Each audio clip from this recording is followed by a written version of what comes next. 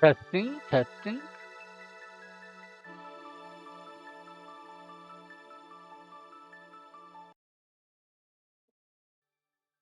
All right. Now I'm still getting the echo. Ah.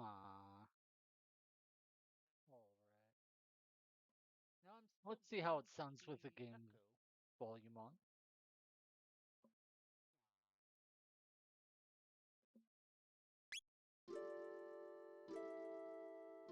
So the game audio seems fine.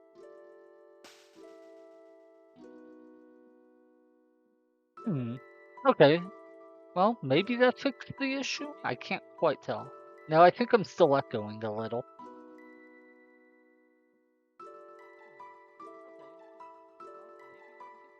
Yeah, I don't know why it started echoing again. I didn't change anything. Hmm.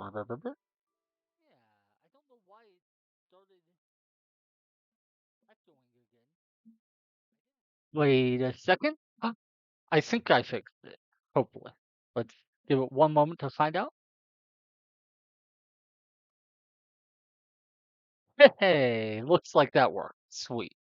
Okay, sorry about that. I was having a bit of technical difficulty. Anyway, the end of the last session, I was kind of crashing out, and while I think it was completely justified reaction, we're going to try to focus on staying more positive today. So we made it to the end of time, which is where you apparently wind up if you have more than 4 people with you when you travel through time. Kind of weird. The one thing I do want to point out, I get the 4 person thing is just kind of a gimmick for gameplay reasons. But this old guy said a lot more people are showing up here and it's causing problems with like temporal mechanics or something. I don't know, one, if that ever gets explained, and two, I don't think we ever actually see any evidence of it, so I don't know why he said that, but not really important. Anyway, don't be in such a rush. Before you go, take a peek inside the room behind me. This is Specchio. What are you looking at? I'm Specchio, the Master of War. I've seen all kinds of battles from here. How do I look to you guys? Let's say strong. I see. Let's put it this way. If you're strong, I look strong. If you're weak, I look weak. You are strong of will. That's why the old one let you through. Long before you were born, there was a kingdom where magic flourished. Everyone there could use it. But in time, people began to abuse their powers. It got so bad that no one was allowed to use magic except wizards. But you have it. Determination, I mean. Magic needs power of the heart, it needs inner strength. Magic is divided into 4 types. We don't care because we won't use it.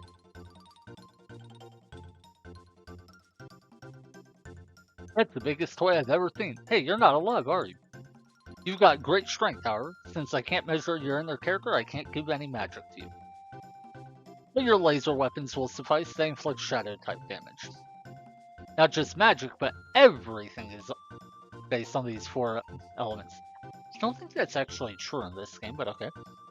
Think magic and start from the door. Walk clockwise along the walls of my room 3 times. Don't lose track now.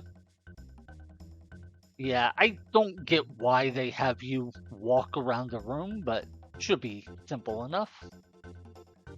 That's twice. And 3 times. Yay, very good. Ipso facto, minimo, magico. Turner learns to use magic.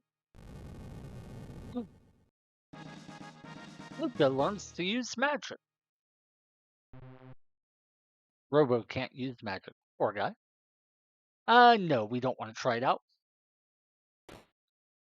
If you say yes there, you can fight Specchio, but you're expected to beat him with magic, and we're not using magic, so, eh.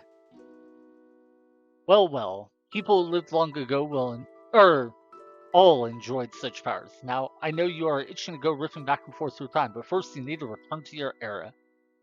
And you must hurry. The longer you remain here, the harder it will be to change that which must be changed. Now, first, why do we need to return to our era?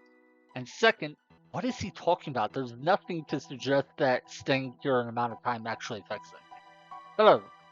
Stop by whenever you're in the area, or whatever. Now, we could go here. This is Medina Village in our area. Now, for some reason, the magical plot device that is this game's god opened a time gate to Medina Village in our time period, even though the gates are supposed to take you to places you've already been. Don't know how that works, but you saw here we could go to Mystic Mountain, 65 million. Okay, I guess that's not what it is. It's when you go through a gate, it then opens a portal here. But other portals can open here just because, I guess. That's weird, but sure.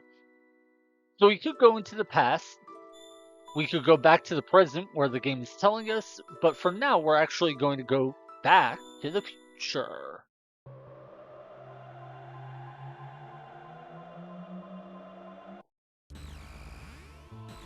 Now the reason for coming here is yesterday, or in our last session, we came through here.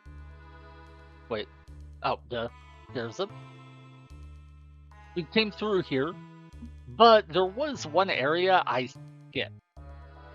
Wait, oh, you have to go up. That area blends together to my bad vision.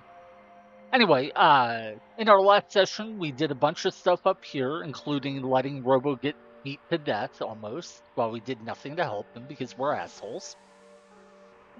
Sorry, trying not to fixate or crash out again. But, here we can race the guy, and that would get us back to the area we came from faster. But there's actually a treasure chest I want to pick up in this area. So we're going to backtrack and grab that. If you don't beat Johnny the first time you race him, then you have to walk through here and you'll naturally pick up the chest, but...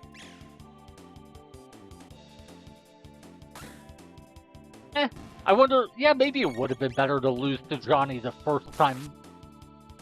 I don't know. We will have to come back through here again, so we'll probably race Johnny a second time to do that.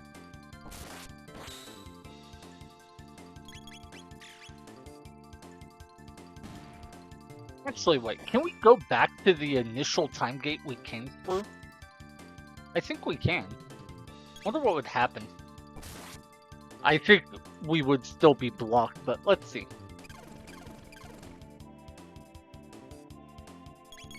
I don't think I've ever tried. Anyway, there's one chest in here that has a special item that isn't very valuable in terms of combat or anything, but it apparently tracks your high score in the racing minigame. Yeah. Ah, these are the guys who were supposed to use magic to defeat, so we can't beat them. Fortunately, we can just run away from them.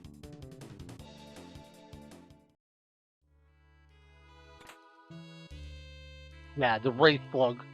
That will show, or will keep track of your high score when you beat Johnny. And I don't know if you need that to get the prizes for beating him or not. Apparently, if the higher your score is, the better prize you get for beating him. I don't know if we care much about it, but...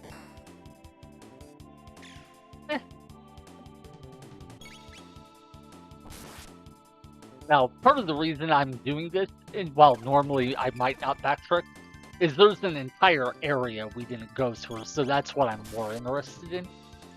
And the area is optional right now, but we are actually pretty under-leveled, I think, because we've been skipping a number of battles and not going to every area possible. So, getting a little extra XP won't be a bad thing, and the next boss is going to be especially hard. Really don't want to fight all of these. It looks like I may not have a choice. I guess I could run away, but... anyway, the next boss we fight is a boss called Heckran. And because he's the first boss you fight after unlocking magic, you are expected to use magic to defeat him. because we can't, we are probably going to have a really rough time, and I may not be able to beat them at my current level. It may be the first time we actually have to go out of our way to grind in this run. We'll have to see.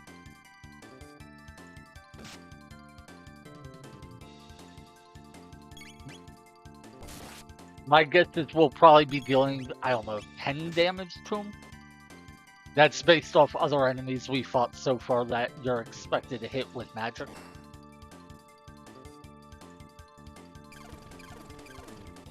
Alright. Fortunately, these guys don't hit too hard, but we will want to heal after this battle. But yeah, there's a sewer area that the game told us we could go through, and that there was an old guy, and I think they mentioned a mountain. So that's where we're headed next. You do have to go to it later in the game, but for now it is entirely optional. But there should be some items there, plus some XP, so we'll go ahead and do it. But yeah, the next time we come through here on our way back to the end of time, I will not be fighting these enemies. I'll just do the race. These guys aren't hard, but they are meat bags that take a while to kill, so... Oh, I guess I didn't need to heal. I could just use the Enertron at the next town.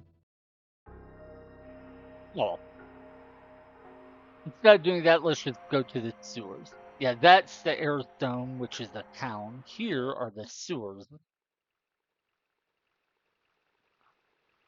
Ooh, what's this? Bandit, let's report to Sir Crawley. Okay. It went this way. Doesn't look like we can chase it, but we can at least get this chest. We will have to fight these guys, though. Alright, 72 damage isn't bad, but it means we probably need 3 hits to kill these ones. Ooh, crit. Dang, on a crit she hits as hard as Robo does. What about on a non-crit? Is it only like 40-ish? So it's still pretty decent.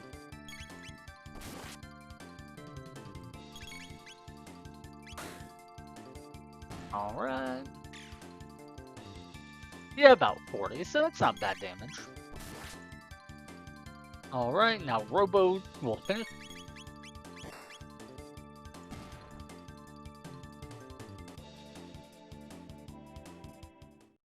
Alright. Some money and XP. More money. I think we'll probably be fine on money, but it can't hurt. We will probably be buying a lot of healing items in this run. What is... Is that a light? That looks like a vent with a light shining through it. I don't know. Can't go that way.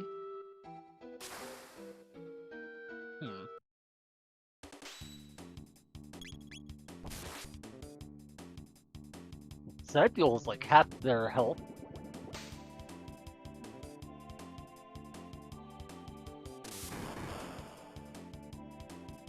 Ooh, they can use magic. Cool. Oh. Luca doesn't deal enough damage to make it a 2-shot, so Chrono and Robo can 2-shot it, but Luca can't. Okay. Man, Chrono's so much faster. And that reminds me of something I've been pondering. There are things that can boost speed in this game. Ooh, wait, what's this? There was a bridge here. I saw it. Rivet. Cool. Rivet. There's nothing here. But it's true. Rivet. Someone's coming. Let's scram. Rivet. Interesting. Maybe there's a way to make the bridge. But anyway, what I was going to say is there are ways to increase speed in this game, both equipment and one-time use items. This is an eerie place. I've got a bad feeling about this. Okay. And I do wonder, would it be better to give all of those to one character? Or, weird stuff. We're gonna go the other way first. Give them all to one character to make that one character as fast as possible? Or should I spread them out to multiple characters, like help the really slow ones get faster? I don't know. Anyway, there's a diary. Here's the last page. It's all over. The fishmen attack if I make even the slightest noise. I'd rather have my gums scraped than have to fight these things. Ah. Yeah, so I'm guessing if you, like, interact with those things, it'll, quote-unquote, make noise. And thus it'll cause those fishmen the note was talking about to attack. Now, there, I thought I walked over the food, but the game didn't treat it as such. Okay. So that's interesting. I bet if you interact with any of that stuff, you will get in a fight, but by not interacting at all, you can avoid the fights. Uh. Oh, cool.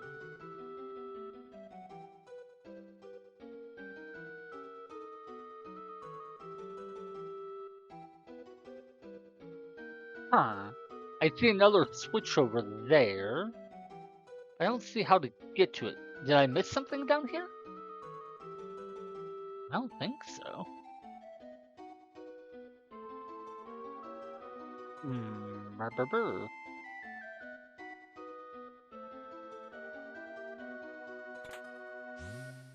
Okay, so it doesn't stay open if you leave the screen.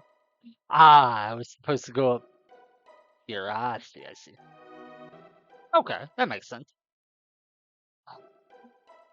Press the switch and a bridge opens. Okay. Oh, poor guy. Can't read.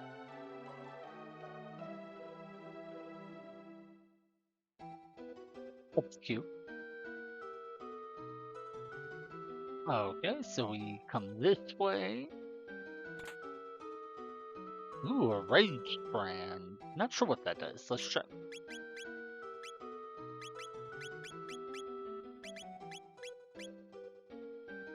50% counterattack rate.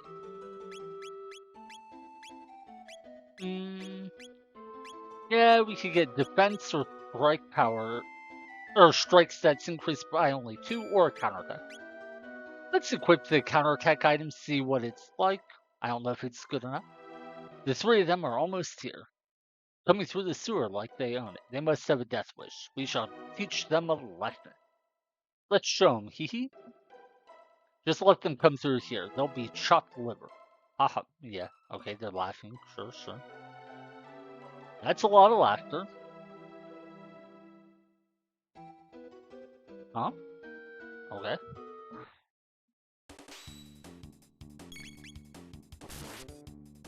I'll spread ya. We'll see.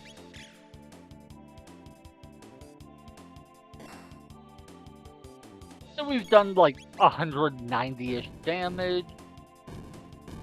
He hits Robo. Do we get a counterattack? I wonder. Oh, wow.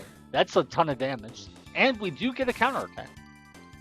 Now there, because Robo wound up on exactly 1 health, I'm gonna guess that attack automatically puts you at 1. The other option is the enemy, by pure chance, had a huge attack that did exactly the right amount of damage to put you at 1. Wait, really? That's it?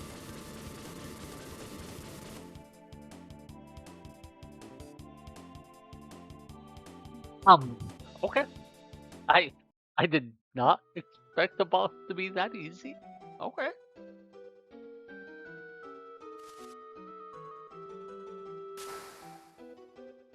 No.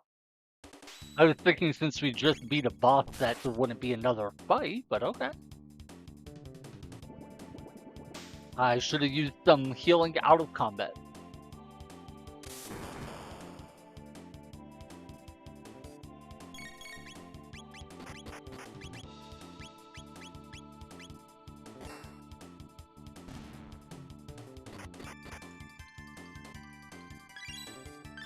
I wonder if those counterattacks work on magical attacks or if they're only when you're physically attacked.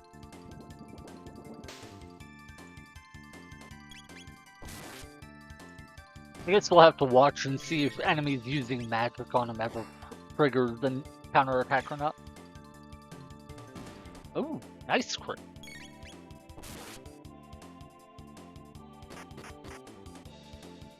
Okay. So, I could heal outside of combat because all of my guys are relatively low, but I have to imagine we're near the end of the dungeon if we just spot a boss battle. So let's try going a little bit further. Got one bolt sword. Okay. So that sets up a bridge. Wait, huh. Didn't we find a bolt sword in the factory? If so, why does it have a second one right here?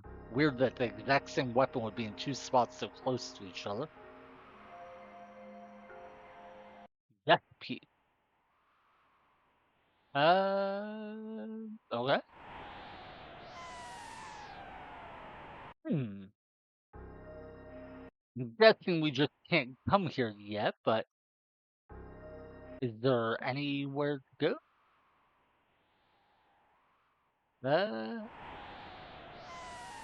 Oh, you can't. I was thinking maybe you could hide behind the wall a little. Let's try one more time, and if there's nothing, then it doesn't look like it. Man, just knowing this game, I'm guessing there's something we could get already, and the game is making it unclear. Okay, maybe not. I'm just there's so many hidden items in this game where you have to check some random spot. See, that's why I hate searching for those hidden things. Games put so many in them, I feel like you have to go look everywhere possible, and it just gets super tedious.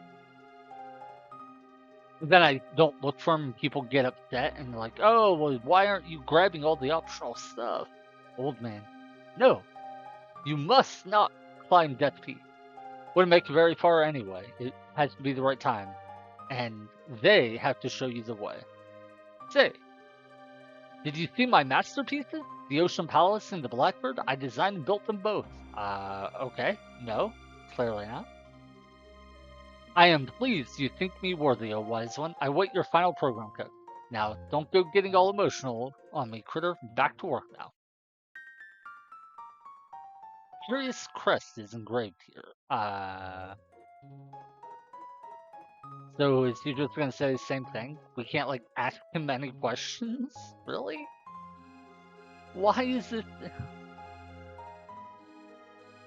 Like, I wouldn't be surprised if there's been, like, a hidden item or two we could have gotten, but...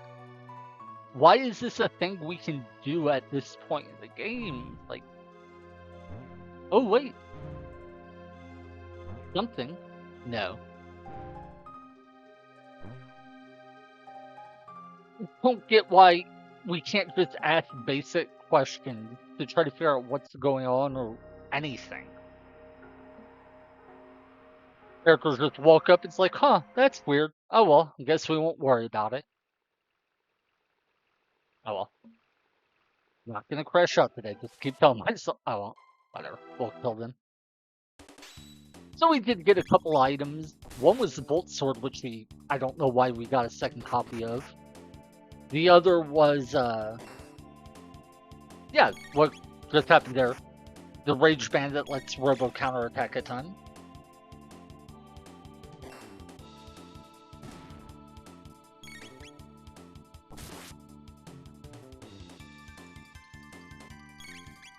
Yeah, so we got a couple. I mean, we really, the only thing we got that we care about at all is the Rage Band. But we did get XP. And to be honest, I think we're going to need to grind XP before we fight the next boss. I don't know if level 12 is really under-leveled, but, cool. Yep, the bridge is here. I don't know if level 12 is actually under-leveled, but for the next boss, I think we will need to be over-leveled. That said, I'm trying to think, are we going to fight any more enemies? No, we should be fine to get back to the end of time and heal there. Hey, looks like you have a neat gadget there. Ask someone how to use it.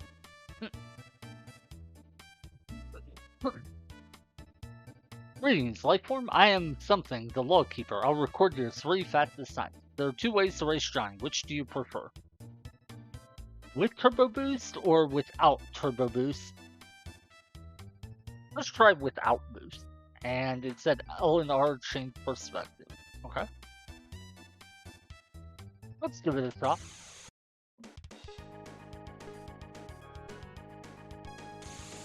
Oh, now that is interesting.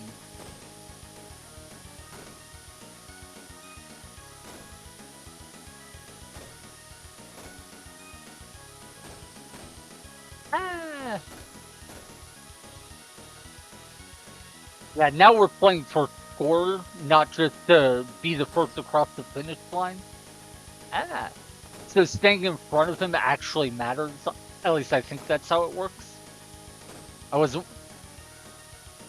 Yeah, I think that's right.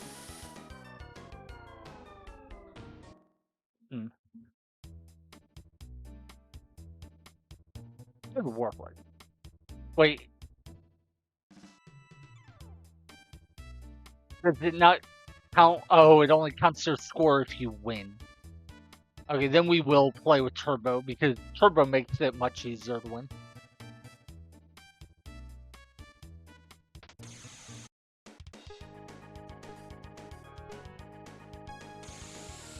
I wonder why you can't change perspective in the other mode. That's a weird limitation. Ah, missed the bump that time. And again. Wait, how many boosts do we even get? I don't know. I think that's only one? Oh my god. Oh no, we get 3, okay. I mistimed it. So the first time we used the boost, it actually pushed Johnny at forward. Good to know that's how it works. Yeah, I'm bad at minigames like this, in case that's not obvious.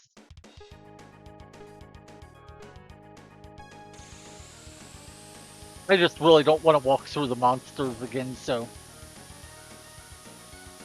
We'll do this. Plus, who knows? Now that the game is keeping score, I think we can win prizes from the race. Pretty sure that's how it works.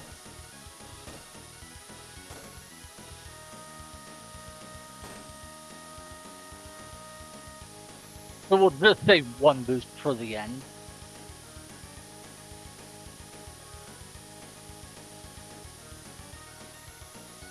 Oh no, I mistimed it again, didn't I? Oh well, it worked out. Yeah, I'm terrible at this game, so even if I win a prize, I doubt it'll be anything good. But we'll see. Hey, you can challenge me anytime. We'll ride like the wind. But that's a new high score. Impressive.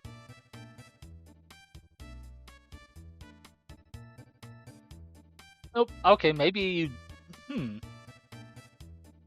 Okay, either you don't win prizes, or I just did so bad they're not going to give me a prize. Either way. Oh my god, I forgot to check if we could go through the time. No, I know what's going to happen if we go back. If we go all the way back to the first area we wound up in this time period, the time gate will be there. If we go through it, it'll take us back to our time near our original town. There'll be a bunch of guards from the soldier blocking our path. And for some reason, despite there being a time gate we can travel through, that time gate will not show up at the end of time. And I will get mad if I focus on this, so let's just advance the plot instead. Actually, we could try traveling back to the far past. Nah. We'll try the next boss, see how it goes, and then we'll decide if we need to grind or like maybe go to the past.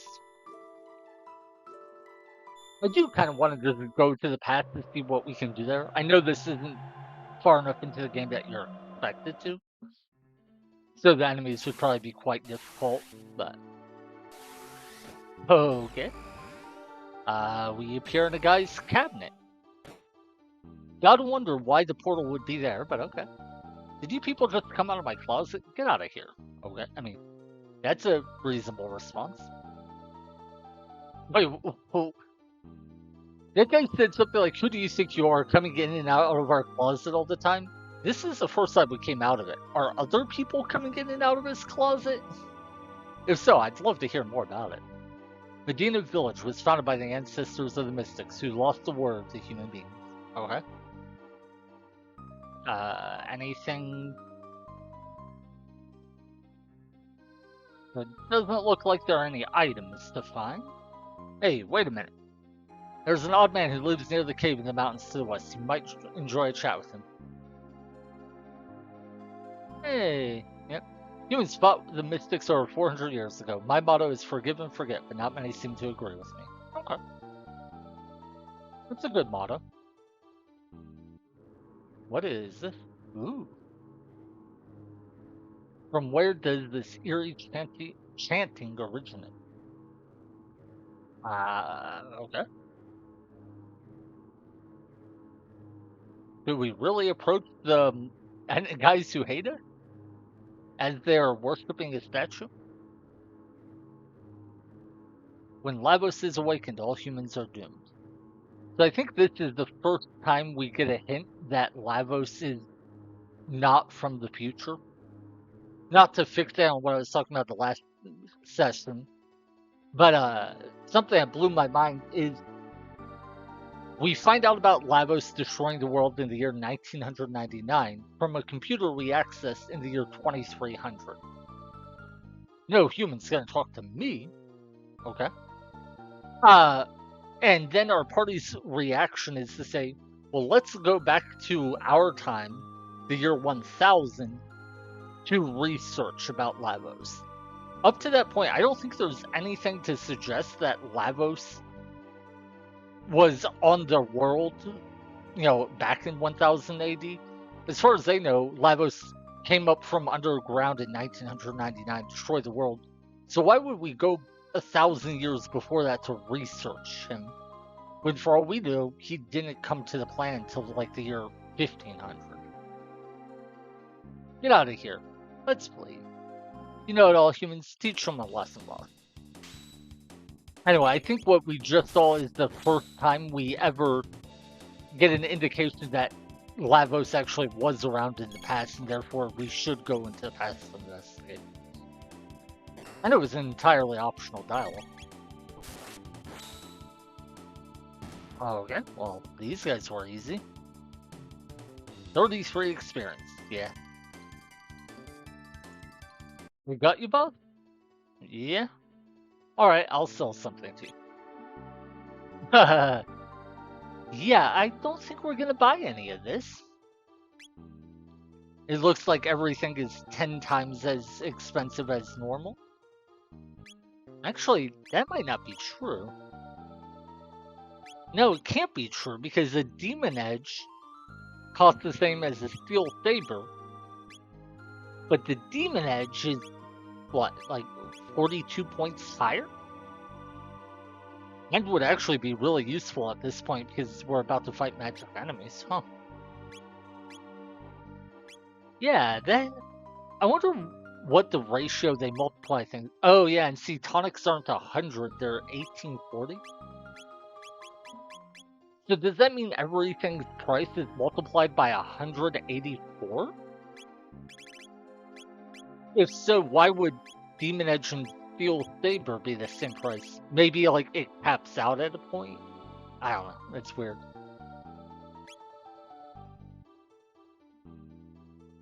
You think I'm gonna cut my prices for a human? I mean,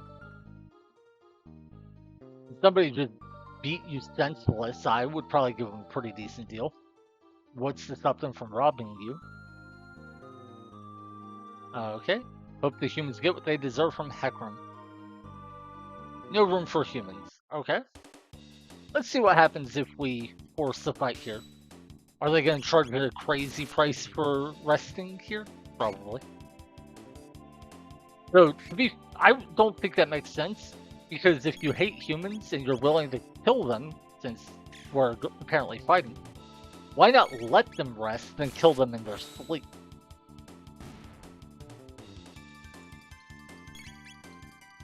I know. It's not meant to be thought about that much, but still.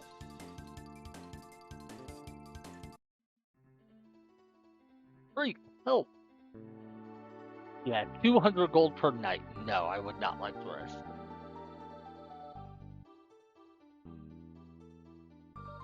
So into the market, the inn, there's a residence, and the elder cells. I think the residence is the one we came through the closet. Okay, he's a big guy. Ozzy the Eighth uses his ancestors' fame to boss this all around. The work is brutal. Okay. So, oh yeah, I didn't check all of the area of the inn. Oh well, that's fine. Yep, Ozzy the Eighth. Okay. Oh, great Magus, why didn't you simply exterminate humans 400 years ago? Now we have been hearing about Magus for a while. Maybe there's nothing here, or maybe there's. Yeah, I keep thinking there's probably items that I'm missing just because I'm not maxing A in the right spot. The beast lives in the cave to the mountain, or in the mountain to the west. Only magic attacks and hurt it. Those who do not possess magic will find it difficult to sneak by. Well, I better get back to work and tidy up before Ozzy the Eighth, blah blah blah. Ah, yeah, I heard you. I just want to check for hidden items because I. Oh, yep, I see something sparkling.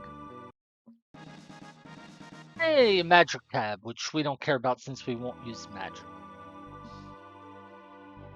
At least it shows I was right to be keeping an eye out. Can we slip past you, check? Hey! And yeah, let's go ahead and use the speed tab right away. I don't care about the magic tab, but speed is a super valuable stat.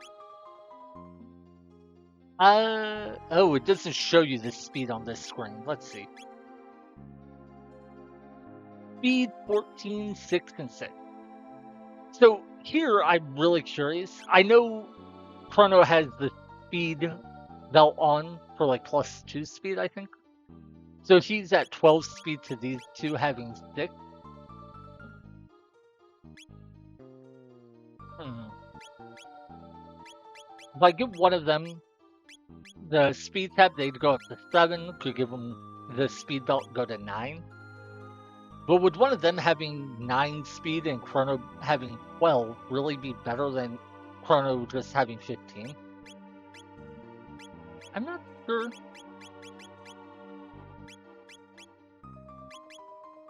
My instinct in any situation like this is just focus on one character and pump them to the moon.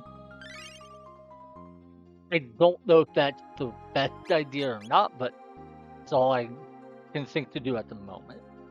Alright. Anyway, are there more areas we can go? Looks like something's here. Forest Rune.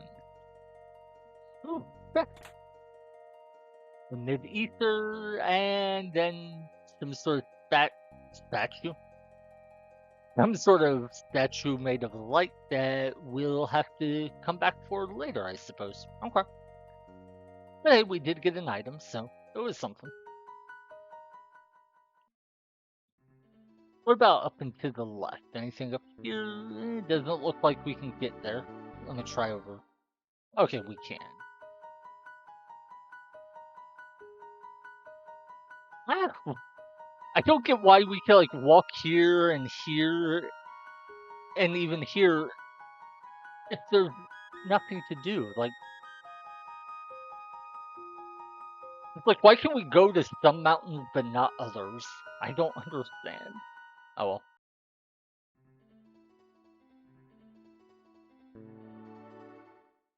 I remember reading an interview with someone. I think. Oh no, it wasn't Dragon Age 2. It was for some video game that I really liked all the maps in, and they made a comment that when designing a map, their philosophy is there should be no dead ends that are not worth going down. And basically, what they said is every dead end should have something interesting there or something worthwhile there. That said, it didn't have to be an item or any gameplay one of the things he mentioned is just a cool scenery. Like in 3D games, you might be able to look out off a cliff and get a really nice view.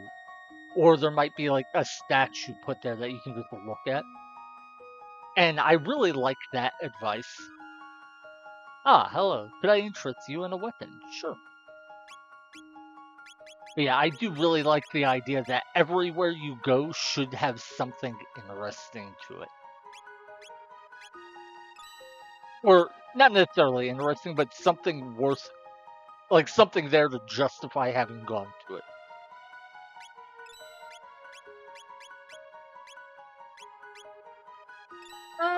Yeah, I think 90. So let's buy 10. We have enough shelters, and we know where we can get shelters for free, so I think that's good. Weapons. If there weren't evil in this world, there would be no need for weapons. What a sad state of affairs. Should you desire to return to Truce Village, use the shortcut through the cave in the mountains to the north. Gotta wonder how he knows about this, but okay.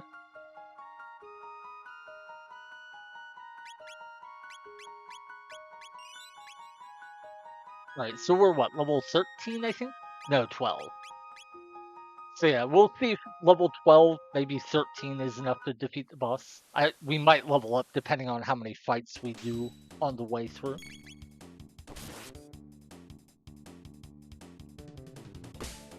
Wait, did Heckran really only deal 40 damage to these guys? I thought he was one-shotting them earlier in the game, much less now. Maybe not. Okay.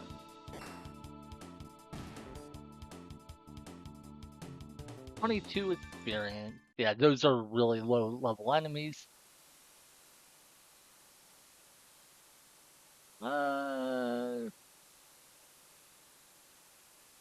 That's Ether. I think that is 400 gold for us.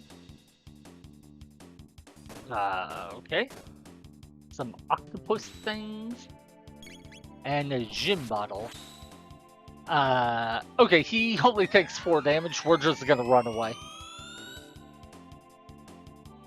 Now, some enemies in this game are specifically designed to only be hit with magic, and that is clearly one of them. Now, we did fight some enemies back in, like, 2 dungeons back or so that were... They seemed like they were meant to be killed with magic because they only had, like, 10 HP. But because they only had 10 HP, I still killed them. These guys have, like, 80, 90 HP. Yeah, we're not going to kill them. Like, my attacks are hitting for like 3 damage a swing on average. I'll fight an enemy that has 10 HP, but not one that has 90. Okay, am I crazy, or does that look a different color, like it's something special? I think it does, but maybe I'm wrong. So I have a door here. Is this the way I want to go, or is it to a chest? Okay, it looks like it's just to a chest. Roly-polies. Oh, cool. We can kill these ones.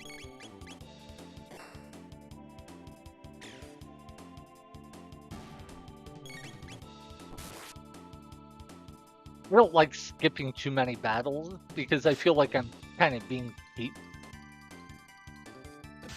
Plus, I expect it'll leave me under leveled, so when I can find enemies I can kill reasonably easily, I want to. Also, cool, Robo got a counterattack.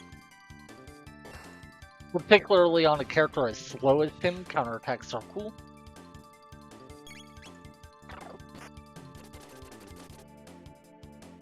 That was a different animation. Like it. Okay. And enemy down. 93 XP. Oh wait, I didn't equip the items I bought. Let me go do that quick. So let's grab this chest and then equip stuff. Well, I was thinking I might find something in the chest that I would want to equip, but maybe I should have equipped first. Wait, was that only 6 damage? I think it was.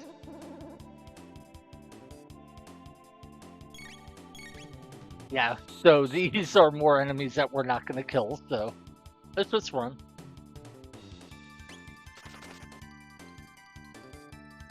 Yeah, 108 HP. Imagine if all of my attacks did 6 damage. That would be what? 18 attacks we would need to kill them? Ooh, magic scarf. I'm guessing that boosts magic? Yep, completely worthless to us other than we might be able to sell it for something. Okay, so red katana we bought gives us +2 magic. Yay. Yeah, I should start selling my equipment just so my lists aren't so filled with junk. Okay, so it was you who had the other item. Was it helm, weapon? Nope, it was armor. Okay. Huh. I just realized I don't see a magic defense stat over by our where we're seeing these things change. Our character has a magic defense stat, like Luca's is 25, but does this armor suit actually affect it? I don't know.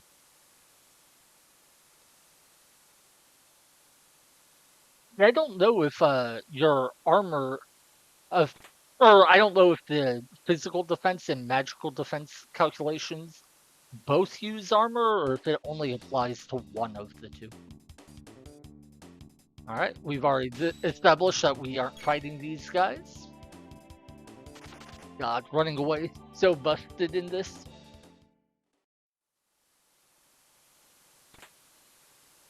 Hey, another ether.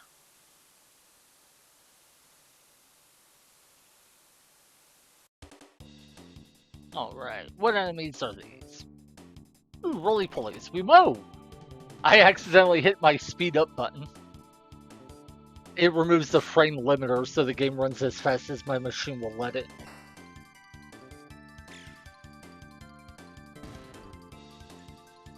By the way, yes, I am playing on an emulator and I'm using a keyboard instead of a controller.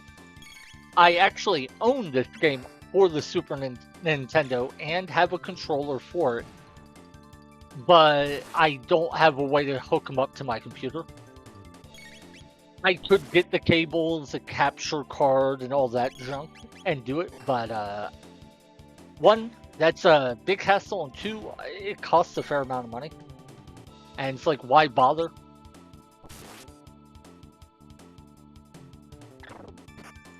Now, legally, you can play your own games on an emulator as long as you dump the ROM, which is basically copy the game from the cartridge to your computer. That is totally legal.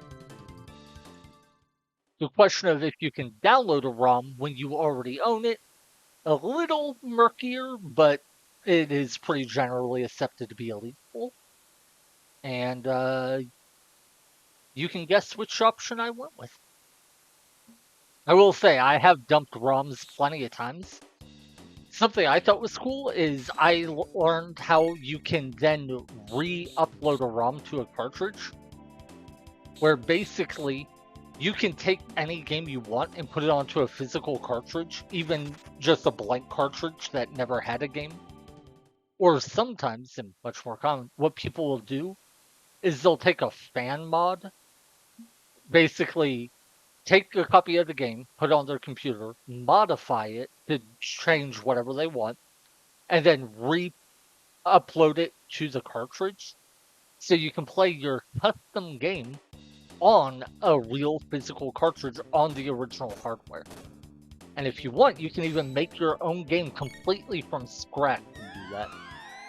I've seen a couple projects where people did that, and I thought it was so cool, but the idea of learning how to code in the programming languages of the old consoles just to be able to make your own game is overwhelming. Also, yeah, let's be safe and heal a little.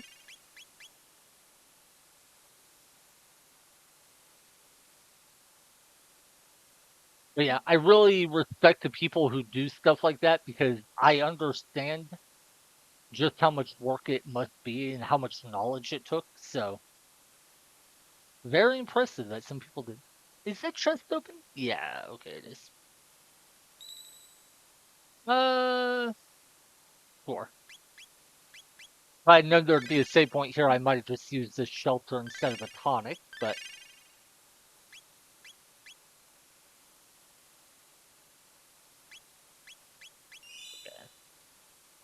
now this battle could be interesting.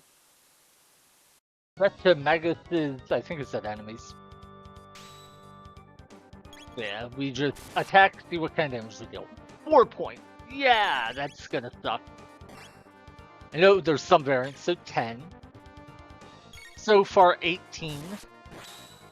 Ooh, crit for a whole stick is 24.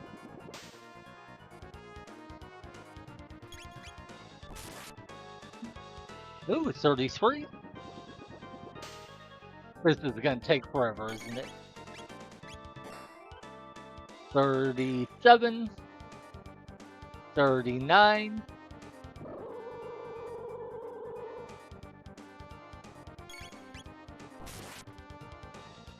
I think that was 47. Oh, go ahead, try and attack. Well, at the point the game is telling me that, I assume it means he will counterattack, so let's just chill. Wait a minute. But yeah, I think I said we were at, like, what was it, 44 damage? I think it was something like that.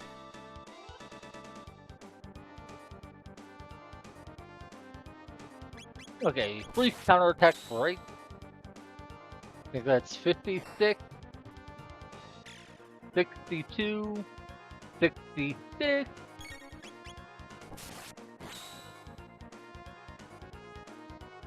82. Big hit though. 90. Yeah, 94. That 16 damage hit was the highest we've seen.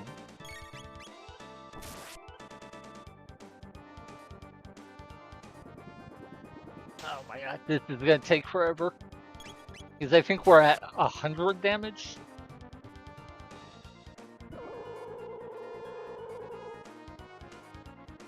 Now that hurts.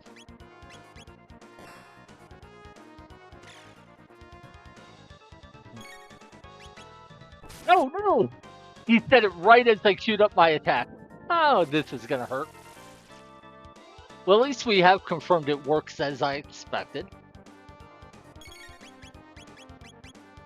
Revive.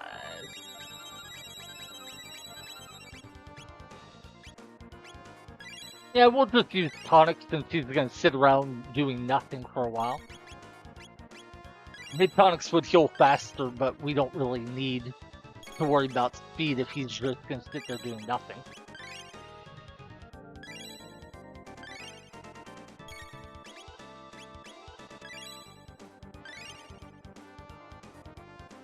Alright, now we can attack.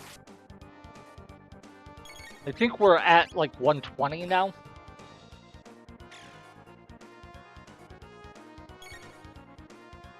And I'm gonna actually look up how much health this boss has. Then next time he goes into that counterattack phase.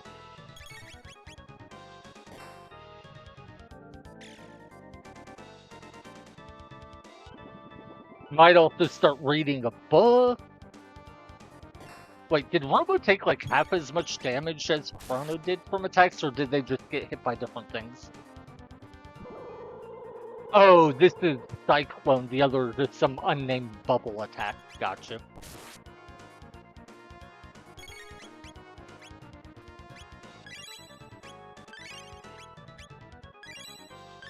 Yeah, I think we're at like 155-ish.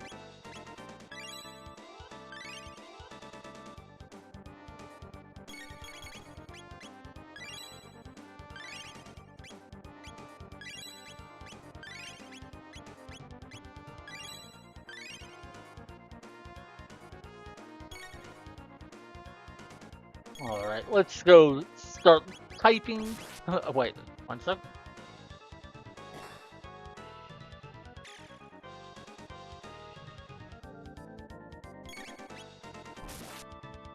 I'm gonna look on my phone, so...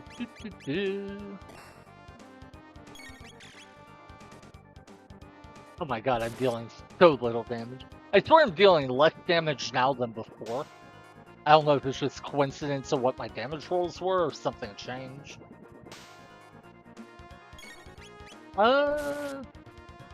Wait, is that right?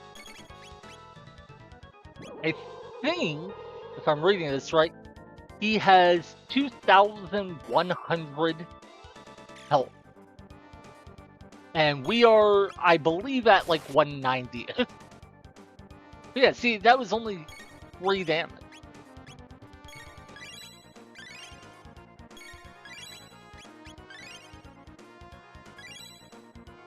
Yeah, before we've hit for as much as 16, granted that was on a crit. So either it was just variance in damage rolls made me low roll a bunch of times in a row, or something has changed. Okay, I think it was just, RNG. I think we're at like 220-ish damage now.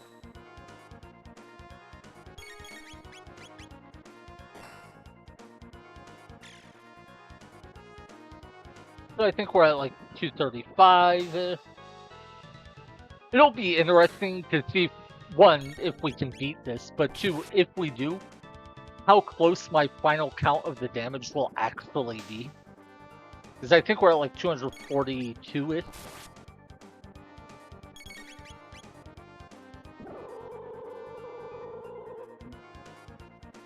Oh, peek it. Oh, so he does counterattack magic attacks. That was good to learn. Oh, so frustrating. Okay, fine. I hate you, game. The trivial damage I deal is not something I blame on the game at all. This boss is clearly designed to be hit with magic. But I do hate that when he says, go ahead, try to attack me like that, the window between it happening and you hitting him with an attack you were already trying to queue up can be so tiny. Like, give me a moment where I can, like, potentially pause before I queue up my attack, please?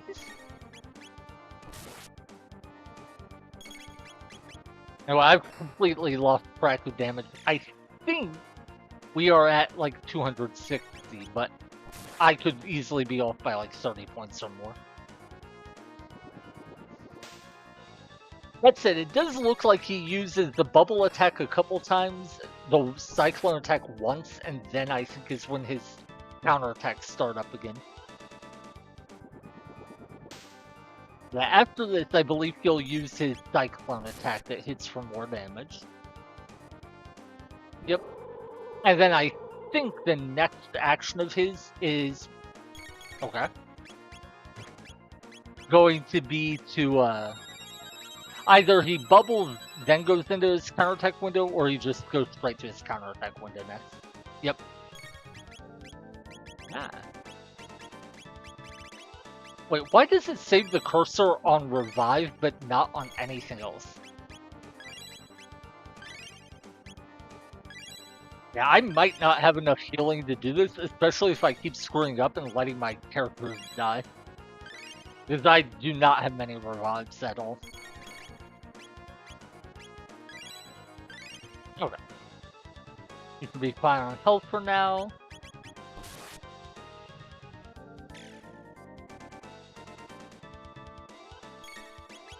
But yeah, I think after he uses his Cyclone attack, we have to just not queue up any attacks unless it's like right after.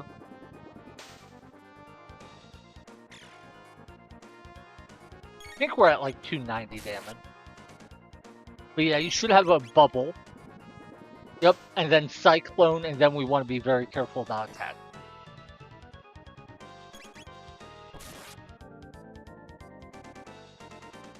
Yep. So Luca should be fine to attack here because her turn comes up so soon. But after that, I don't think we should attack, just to be safe. Yeah, if I would have queued up an attack there, it would have triggered the counterattack. Okay.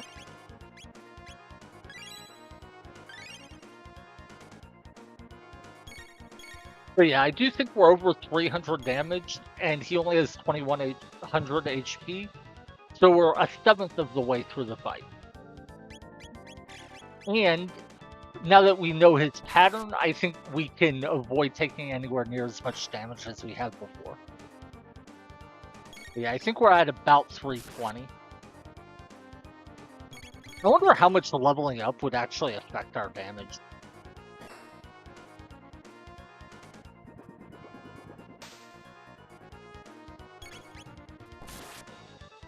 And how much it would affect our, like, damage reduction against these attacks.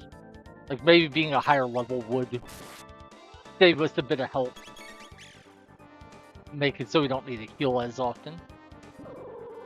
Alright, so we don't attack after this.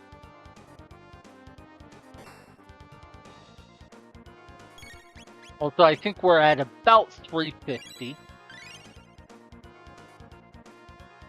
I really should do a better job of tracking my damage. That way we can maybe get an estimate of how much damage we deal per cycle. I could heal Robo one more time, but...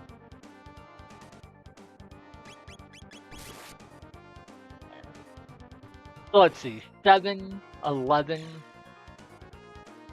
19, 21, 27, 30. Yeah, it's funny that just regular damage variance can make it so non-crit hits for more than a crit does. 34. Like there, that was a critical hit for 4 damage.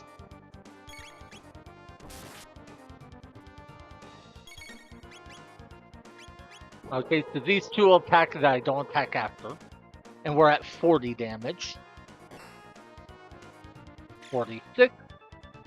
47. So yeah, I think we did a little bit lower damage this cycle than before. So I think we are dealing 50 damage this cycle, roughly. So yeah, I think that's what we're going to just block it as, is 50 damage every time we go through the cycle. And right now, that puts us at about 400 damage.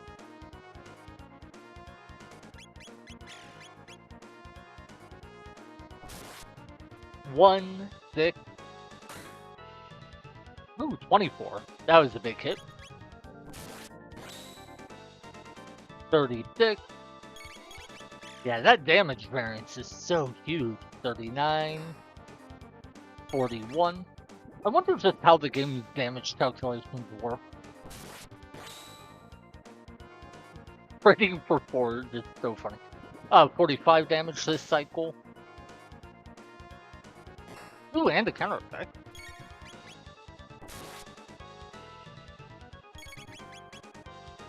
Okay, so these two attack and then that's it.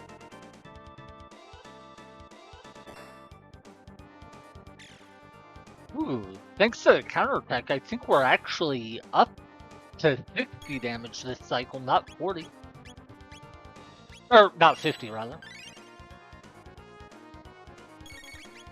It will suck if we can't win on our first attempt, but if that does happen, at least we know how to handle this fight very cleanly.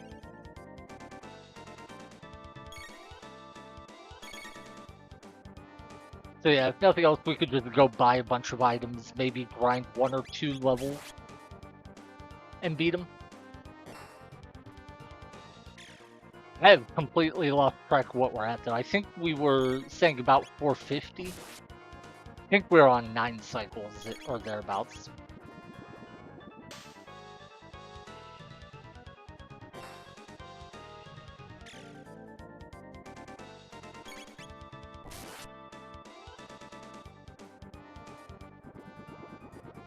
Yeah, I wish there was a way I could just, like, focus on one character in terms of buffing their magic defense.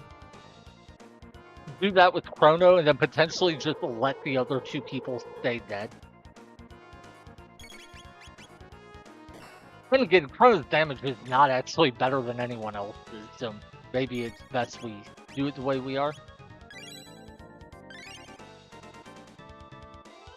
But just worrying about everyone's turns when you have to go through so many cycles is tedious.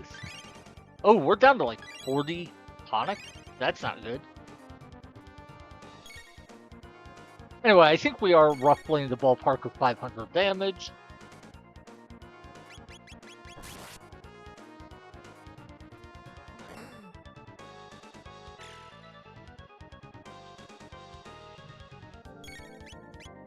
To be honest, this is going a lot better than I thought it would. Not that that means much, but... I think we're at 35 damage this cycle. Good counterattack.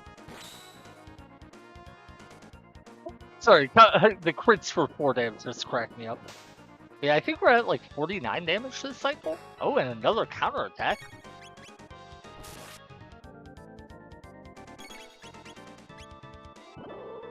Yeah, if I'm not wrong, we're gonna be hitting for like 70 damage this cycle. I think we hit for 70 to 75 damage that cycle. If I'm right, that's huge. Because that's like 50% more than the average I was predicting.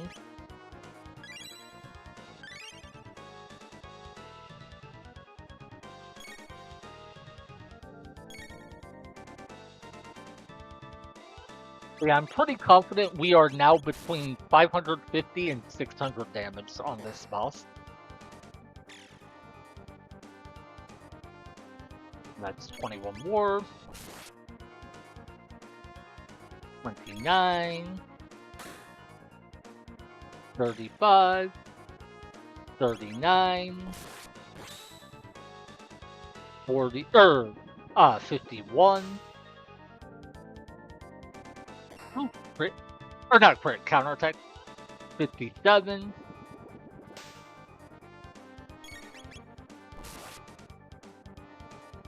61. 70. 78. Corners to be safe to attack one time, then we have to pull off.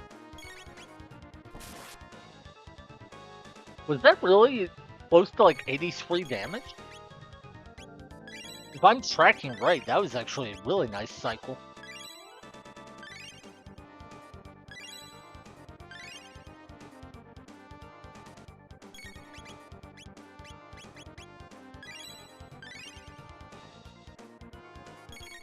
I guess it might partially be like I'm being a little bit faster with my inputs, maybe?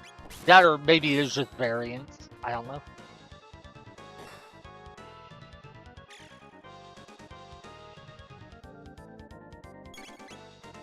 But yeah, now that I've learned the pattern and how to do it, it's not anywhere near as bad as I expected it would be.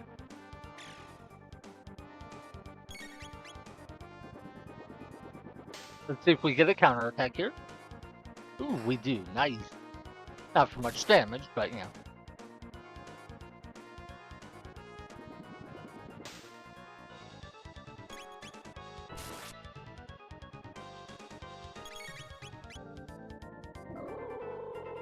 But yeah, I've genuinely lost track of what we are at in terms of damage. Chrono should be fine to attack here. But no more attacks after.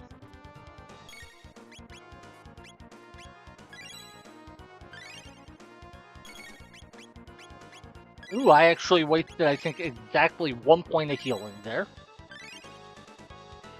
But, okay.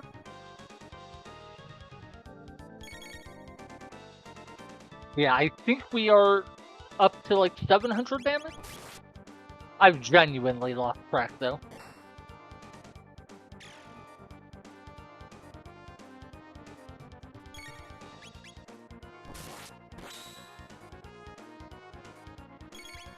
So anyway, how is everyone doing? Are you having fun? Are you watching this on like 5 times speed, 10 times speed? I kind of wish I was playing on speed up.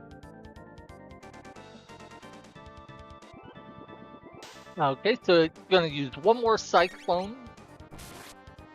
Now, Robo and Luca can definitely attack Chrono might be able to get one more attack in. No. We're going to be safe and not have Chrono act.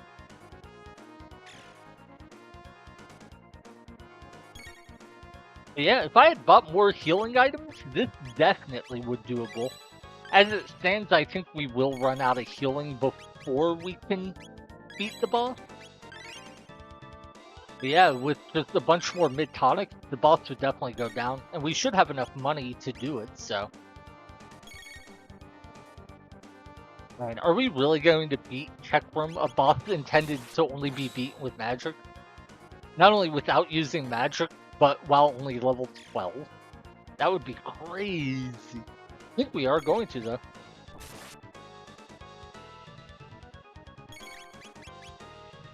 Just not on this run. Or this attempt. Because we are down to, like, what was it, 30 tonic thereabout? That's not a big deal, though. Yeah, the main thing will just be getting more mid-tonics, I think, and then using them to heal. Plus, we won't use any of our regular tonics to heal before the fight, we'll just use a shelter.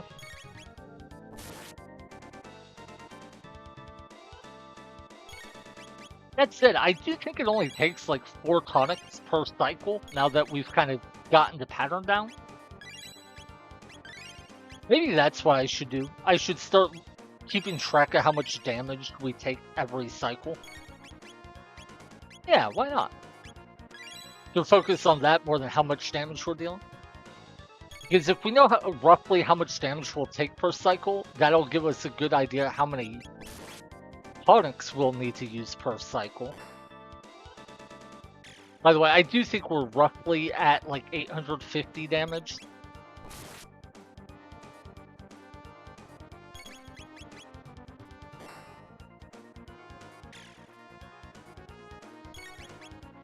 I'm not gonna lie, I cannot believe how easy this boss is when you're not using magic. As long as you don't trigger the counterattacks, he really doesn't hit that hard. So wait, he did 36 with his bubble to Luca. How much did he do to Chrono? I wasn't paying attention. Okay, so Chrono will attack and then we'll stop attacking. Yeah, so Robo takes just over 100 damage from Cyclone.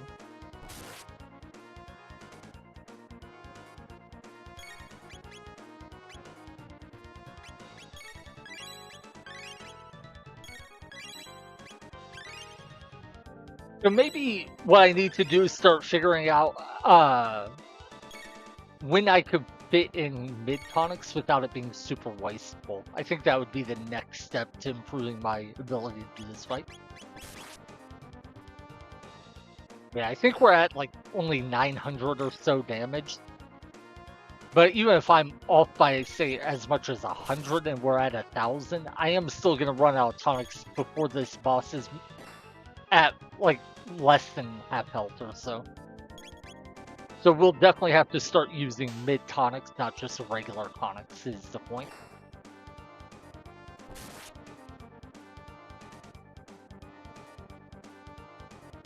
Okay, so Chrono will attack and then we'll hold off. Ooh. Nice little counterattack there. Wait, did he just use Cyclone twice? I think he did. Well, since he did, let's go ahead and attack. But yeah, I'm pretty sure he used Cyclone twice there, not just once. Oh, wait, what? Okay. Apparently, we got his life low enough that his attack pattern changed. Alright. Yeah, if his attack pattern changes as the battle goes on, that's definitely something we'd like to know. So yeah, I'm gonna guess we've done, like, say, 1,050 damage, and that's what caused the counterattack, or the attack pattern change. So let's say about 1,100, because we did deal a little bit more damage. Oh yeah, he didn't use his bubble attack at all here, he went straight for a Cyclone. Okay, so a second cyclone. And does he do that all right and then attack with the physical looking attack next?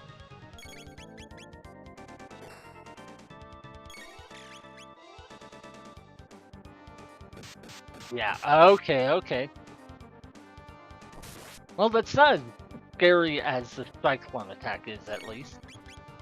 Okay, so yeah, it does look like once you get him below half health, he starts using Cyclone twice, and then uses that alright, slap you around attack. So that makes his damage a lot higher. And of course, it may not be at half health. I'm just guessing it starts at half health because that's a nice round number. So yeah, the boss is not going to be as easy as it was seeming because these cyclones hit for so much damage, man.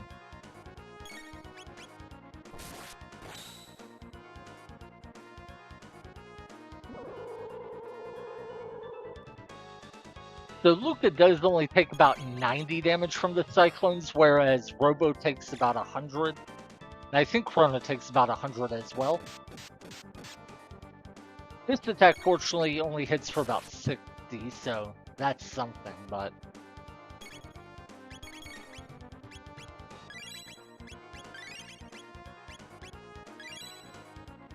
But yeah, okay, so the fight's not as easy as it was seeming for a little while there, but it should still be plenty manageable.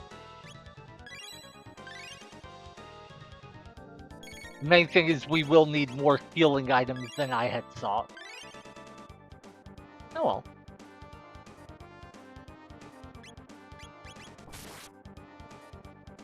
I should have had Chrono healed Robo there with that last tonic, because Chrono moves faster, so he would have got his turn soon.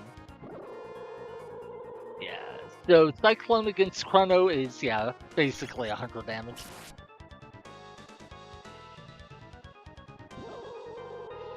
So yeah, 2 Cyclones will be roughly 200 damage. And then the slap around attack looks to deal about 60-ish. Yeah, 60, 70 damage. So the reason I'm focusing on that is I think we'll treat it as 1 mid tonic for every 2 cyclones, and then a regular tonic for the slap around.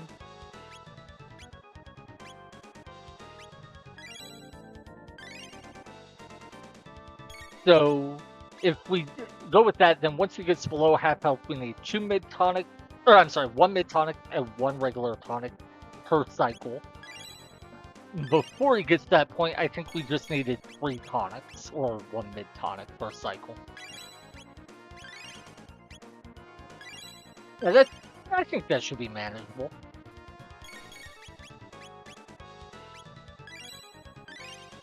Yeah, I think this fight should be completely doable at our current level. That said, I do think I am going to grind out 1 level, just because we're, I think, like halfway to our next level.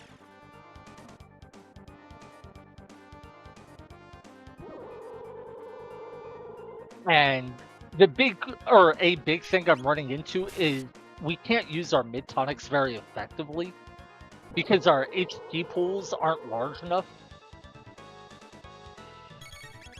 It's so easy to want to have, get healing, but like here, I don't know, we're low enough that we didn't waste any health from the mid tonic. But it's so easy to be at, say, like 80 health and then not want to use a mid tonic, even though we need like 130 points of healing or something. So I think we will. Oh, why did I attack there? Anyway, yeah, I am resetting because we are pretty much out of tonic, and we don't have a lot of mid tonic. So, all right. Wait, no, no, I want to reload the file from when we were outside of town. Yeah, what is this one? Or not outside of town, but outside of the dungeon. Yeah, how much did we need for XP? Oh, I didn't realize I could check the map already. That's cool. 455, 382. So yeah, 496. So let's go get 500 points of experience, and then we can come back.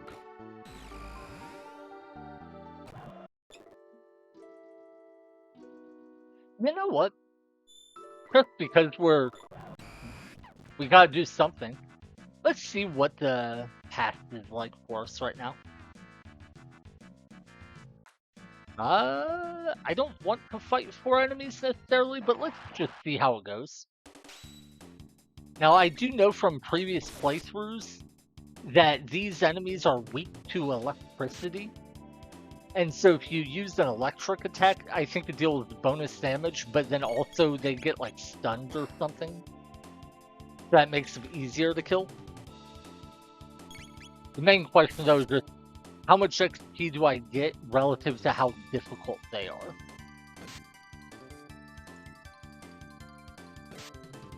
Come on guys, hit Robo. He's my tankiest guy and he might counterattack you.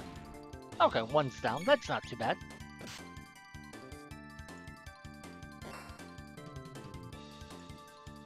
Was that a counterattack? Yeah, nice, nice. But yeah, I don't intend to grind a lot. I just want to grind up to level 13. Which honestly, I imagine a lot of players would be at level 13 by the time they get to that boss anyway. Oh, big counter attack.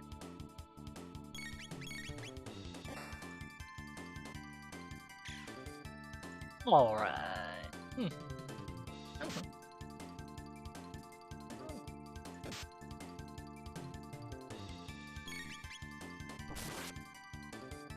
84 goes down to 40, so I think Robo kills him. Yeah, they do deal a lot of damage, though. So the enemies Back in the Future were much more manageable. The question will be, how does the XP we get compare? To be honest, I don't think it matters much. I think is the amount of time this takes is going to make it more inefficient, even if the XP rewards are decent. But can we maybe find loot here? 192 experience. Okay. Yeah, maybe we can get some better items in this time period. And use that to get stronger. I didn't need that second tonic. But yeah, it's not just about levels. If we can find a couple items, we might be able to get a big power boost. So let's try that. So voila. But yeah, I definitely don't want to fight 4 enemies at a time again if I can avoid it. These guys were way easier, so yeah, maybe we focus on fighting these types if we have to fight.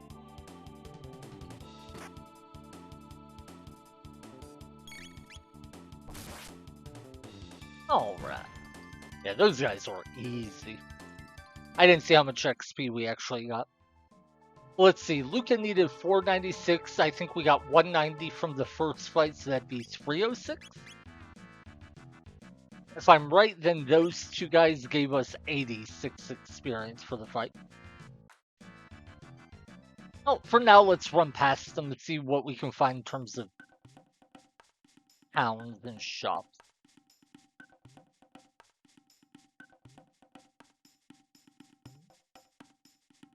You want a red pipe? I beat you up. Drink sweet water? Sure. Recover HP and MP. Cool, so we get free healing. Red type says scales, cold blood, hard to beat. Wait, did it say hard to beat or hard to read? You wear odd skins. You want to see pretty redstone? She has. She's not, or she's at north of village. Okay. Well, what about places I can buy items? New strength, have good stuff. Keep no okay. No can trade. Oh, so it looks like Thunder Stun Dinosaur, you know? Okay, it looks like we might not be able to buy yet. Oh, wait. Oh, we can buy, but only, like, healing items. Okay. I'll be stopping at a store later, so. Oh. This trading house, many things for trade. Find petal, fang, horn, and feather in hunting. Yeah, okay. Chief, no, okay, no can trade. So I guess we can't trade for items yet. We'll have to come back later and then it'll be possible. Unfortunate, but okay, not surprising. What is this? Meeting site. Strong one become chief. Man, woman, child, no matter. Chief of Ioka, big muscles. Okay. Many strange things happen there, that's why Mystic Mount. The Rubik clan hide in Northwoods. Always hide, run from reptiles. Weaklings. Where are you from? Why are you here? Kino no like you. We fight reptiles. The Rubik clan no fight reptiles. The Rubik clan called Dactyl. Fly in sky. We no can call Dactyl. No can fly. Okay. So, what's this way? The Dactyl net. Heck, let's give this fight a try, see what it's like. Oh, 436 HP, that's a lot. Then he's gonna throw rocks at us. Oh, that's a lot of damage. Okay. Yeah, I think if we are going to fight, we should only fight the enemies in that first zone. These enemies seem way scarier. Also, he does seem to counterattack. Yeah, okay, that's what's going on. What if we kill the rock first? I bet that would make him a lot more manageable. Oh, and once you hit them once, they seem to like open up and you can deal more damage. That's cool. Okay, yeah. I mean, he did kill Luca because we didn't bother to heal her, but...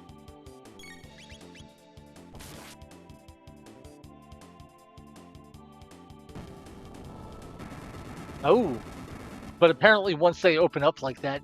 Oh, I thought they were going to use a much scarier attack. Apparently not. Okay, so this fight is nowhere near as bad as it seemed when I first started it. 311 XP? Oh, but Luca was dead, so she didn't level up. That sucks. Okay. I am going to come back and to hear the grind, because that is so much more experience than we're getting anywhere else. Because the 4 little dinosaurs was only, I think, 190 experience. Yeah, this is the place we go to heal. Yeah, it was only like 190 experience, and it took way longer to do. The only problem with this fight is we have to make sure to kill the rock first. As long as we do that, I think it's totally manageable.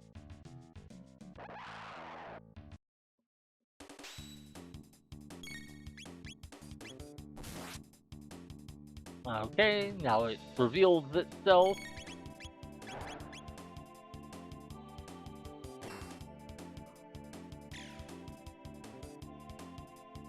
I do want to say, I think it's really cool how the game has stuff like this. Where, you know, going about fighting enemies in different orders or in different ways changes how easy or hard they are. That is something I really like about this game. I wish it leaned more into it. But yeah, when I first started this fight, it seemed like it was going to be borderline impossible unless I wanted to spend a lot of healing items. But once we figured out how the AI worked, way more manageable. Similar thing with those dinosaurs we fought when we first came into the path. If we had used Thunder spells like the one villager told us, would have been a breeze. 311 experience. Luca level 9.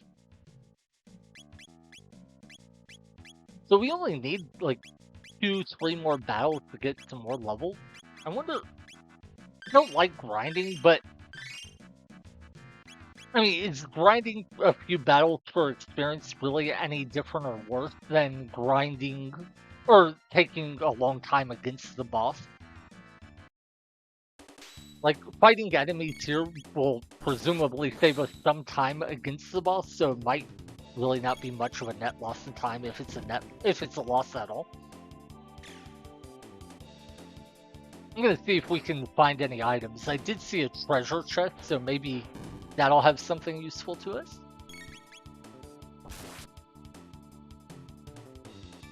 The biggest thing right now is I would love to have like 300 HP on my characters.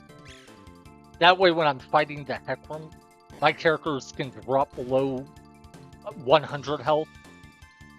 And then I could use the mid tonic and it wouldn't waste any of the healing. But I think Robo is the only one who's going to hit 300 HP anytime soon, so I doubt we'll grind enough to get anyone quite that high, other than Robo, of course. I didn't even check how much XP we got from that battle. Oh, yeah, we only need 400 more XP for Robo and Chrono to level. That's nice. But yeah, the other chest was a mid-ether, I believe. That's a mid-tonic. Can we slip past these guys? Yeah. What if we go up this way? Yeah. Oh, 2 monkeys is a little scary. Doesn't look like we can do anything without fighting, though. So we kill the rock first, of course. I wonder if the monkeys can throw each other. If they can, to get the higher counterattack damage, then we don't want to fight these guys. Ooh, nice counterattack, though. Oh, and I guess counterattacks can't trigger other counterattacks? That's a cool little thing to keep in mind. Okay, yeah, they can only throw rocks, not each other. In that case, this battle shouldn't be too bad.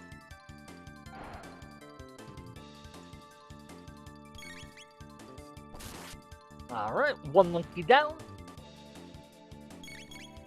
By the way, yes, I do know apes are not monkeys, they are different things, but it's close enough.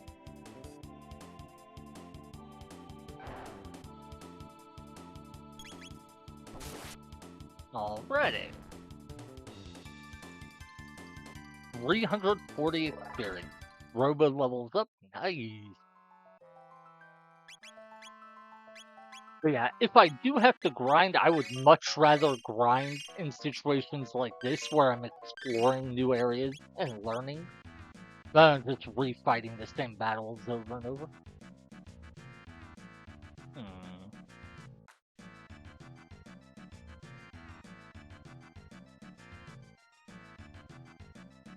Right. Why did I almost walk past that chest? A mesonail. Oh, that's a 20-point increase. Now, I still don't know if that's going to work against magic attacks, so I don't know if that's actually going to help us for the boss or not. But even if it doesn't, it's still nice to get items early, because there are plenty of enemies it will help against. So yeah, 20-point boost to our defense is just fantastic. That alone could maybe make it worth having come here, leaving aside the levels I'll be gaining.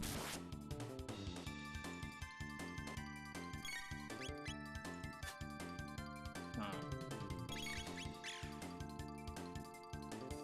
100 damage, nice. I think that said 250 XP, so Chrono level. I don't know how much further we can go in this dungeon since this is not where we're supposed to be going in terms of the plot. Okay, yeah. I think here is where we need to go eventually, and we do something that'll summon a pterodactyl. So I think that is all we can do in this dungeon, other than potentially fight for more XP. And we will do one more battle. So Luca hits 14. Yeah, it would be 4 battles for Chrono and Robo to level. maybe that's worth doing. Oh, I didn't realize this would respawn. Okay. I wonder how many other battles on the way out will have respawned.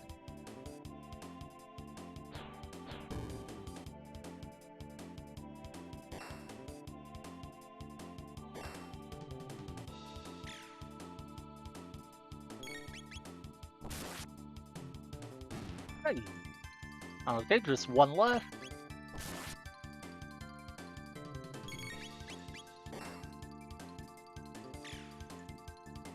How are the enemies so easy, man?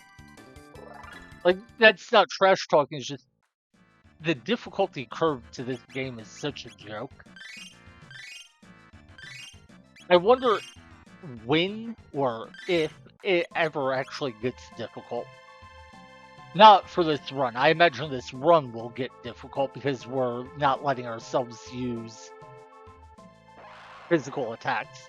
Oh, darn. I was hoping I could just fight 2 rocks without any apes. That's why I intentionally took this fight, but oh well. But anyway, without having access to magic, we've already run into the Heckran, who's clearly a challenge of sorts. I switched my target. That's annoying. Anyway, but in a normal playthrough, I can't imagine I'd be having the slightest bit of trouble up to this point. And that just seems weird to me.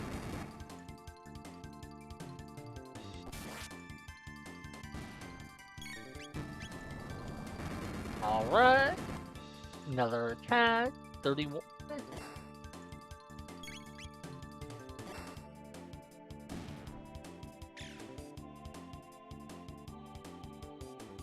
Yeah, doing this reminds me of how many times I've been told throughout my life that, oh, well, if you're having any trouble in an RPG, just grind. And I'm like, yeah, technically what I'm doing is kind of a form of grinding, but I'm intentionally going to a harder area than normal. It's just, why would you ever need to grind in a game like this? Under, like, in a normal playthrough. So stupidly easy. And I know part of it is a lot of people who play these games do so when they're a lot younger. And when you're a kid, it's going to be a lot easier to... Wait.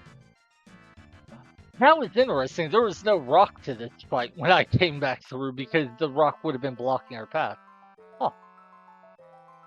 But yeah, I get, like, as kids, games can feel a lot harder. But I genuinely can't see how people would struggle with this game if the difficulty curve scales up as it has so far. It may just be that some part of the game the difficulty jumps up a ton though, so. It's been a long time since I played this game, so I honestly don't know.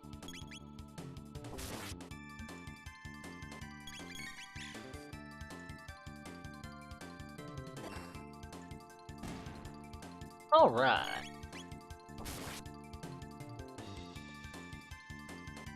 Also, I really have to wonder how much difference would it make to be using text and magic against like the Heckran or the dinosaurs that would get stunned by it. I know it would make a lot of difference, but like in a battle like this, it took what, like 7 to 6, 8 attacks to kill them? Wasn't keeping track. But like, say it took 10 attacks to kill all those enemies. How much longer would it have taken with dual and triple text?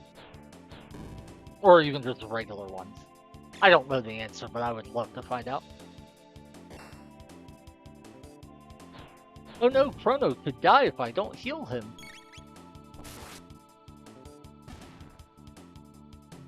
No, I'm not going to heal him.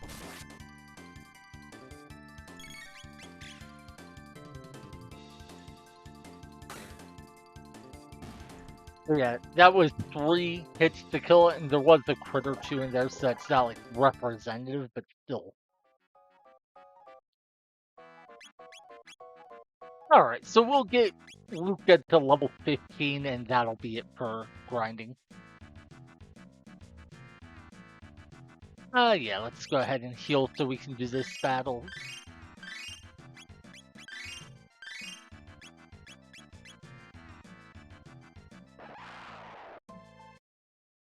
I think I need one more fight after this for Luca to level, but I can do it on my way up the Mystic Mountain back to the gate. By the way, I do wonder why the game lets you come to prehistoric times this early.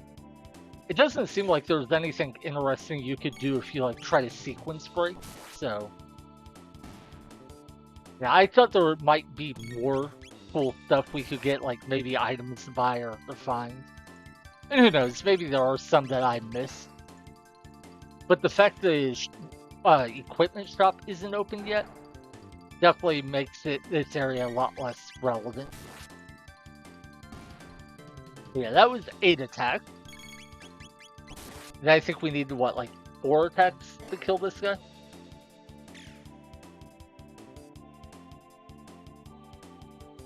And of course, it's not just the number of attacks you take. If your turn takes longer, then, 2 fast turns might be faster than 1 longer turn. Hey, Robo learned something, I don't care.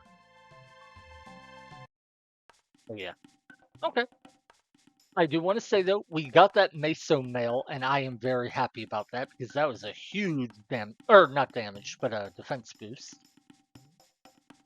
And there might be other areas we could explore and stuff to find, but I think we've already sequence braked enough as an excuse just to grind some experience. And yes, let's be real, that was the main reason. I kind of want to go to the hunting ground, though. And maybe that, like, nope.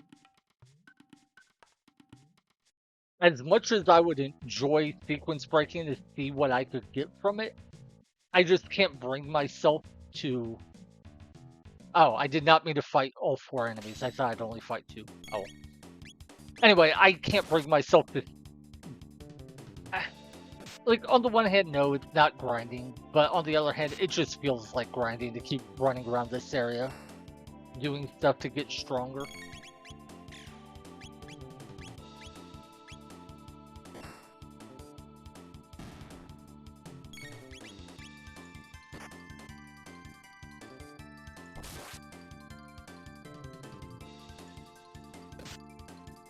I wonder if maybe I should give Chrono the Rage Band and somebody else the Speed Belt. I don't know. I always struggle in games like this to know whether it would be better to focus all your speed upgrades on one character or spread them out. I do know a lot of people think speed in active turn-based games is a wasted stat. I heard it all the time in Final Fantasy VI, for instance. And it's because, to be frank, people play those games so poorly. Their counterpoint would be they'd say I cheese the games. Basically, if you have the game, there's active and wait mode. And if you have it on active mode, then when you're in a menu trying to pick a spell or an item, the game will keep running. Or, like, combat time will keep going. And as a result, you can get attacked while trying to make decisions. Yeah, I couldn't figure out the timing to slip passing. But yeah, you can wind up getting attacked while trying to make a decision. And that, means, 1, you should be a lot faster about your actions, but 2, just means that enemies will get more actions in general. So you could turn it to wait mode, give yourself more time, and then you can do other tricks to manipulate time a bit to your advantage. And I've had people tell me, oh, that's too cheesy, I would never do that. It's like, to me, it's just using the game system the way it's intended to be used, but each their own, I suppose. But anyway, to me, if you're playing a game where the turns are on a timer like this and it's non-sequential, I do think speed is usually quite important as long as you play in a way to utilize speed well.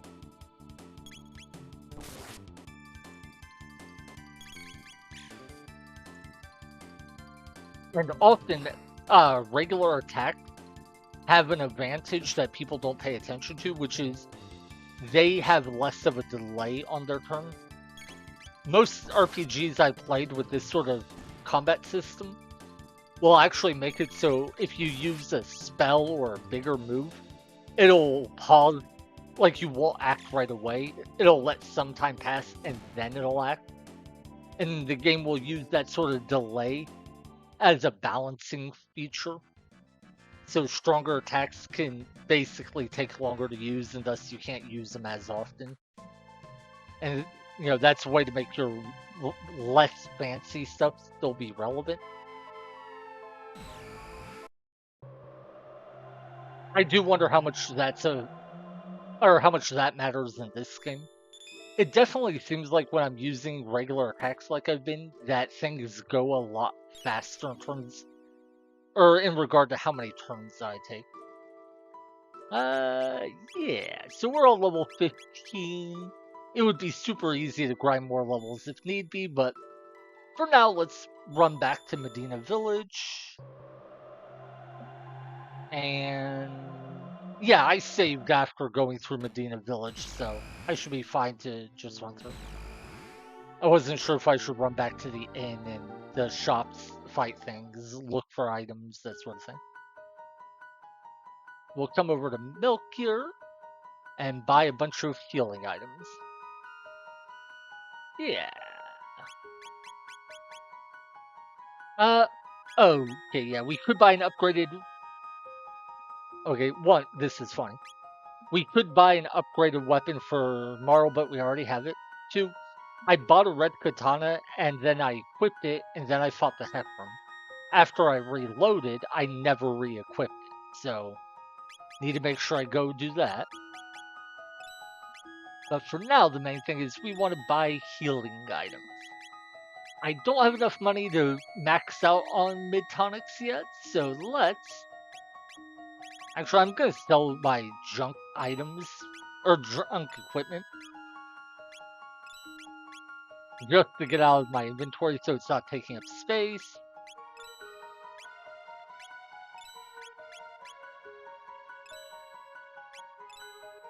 Oh wait, I had a bunch of them, okay.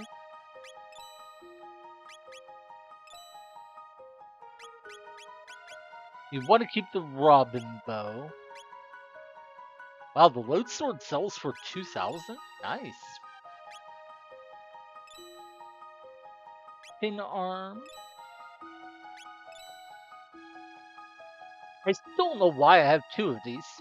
I'm gonna hang on to one because it does say Bolt Sword, so I wonder if maybe it is elemental, even though it does not seem to be. Oh, and I have a Titan vest I should throw onto Luca too. Okay. Yeah, we'll sell these bronze helms. And we have the Robin Bow, so we don't need the Iron Bow. Cool. Alright, so now we've maxed out on tonics and mid-tonics. And we have plenty of shelter, since we can only use those at save points. Speaking of, let's go ahead and save. Oh, wait, equip, then we can save.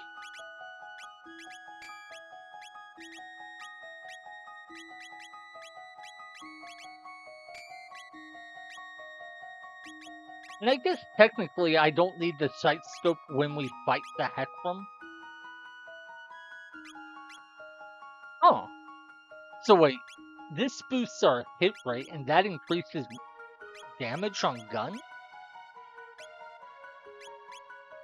But the power glove does not. Eh? Yeah, the power glove boosts our damage on Robo. Oh. Okay. Good to know. So yeah, what I just learned there is apparently hit rate is the only stat that, well, I shouldn't say only stat, but hit rate increases the damage of guns. Maybe Marl's bows too, maybe it's all ranged weapons. And power does not, so there's no point in equipping Luca and potentially Marl with power boosting equipment. Interesting. Okay. I don't know about any other characters or potentially other stats, but definitely good to know.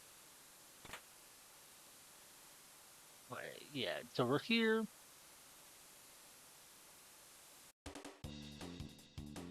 And we've learned that we don't want to fight this battle because that jar is not immune, but relatively immune to physical attacks.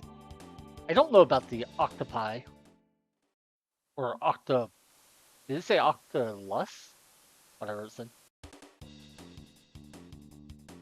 And yep, these guys we run away from as well.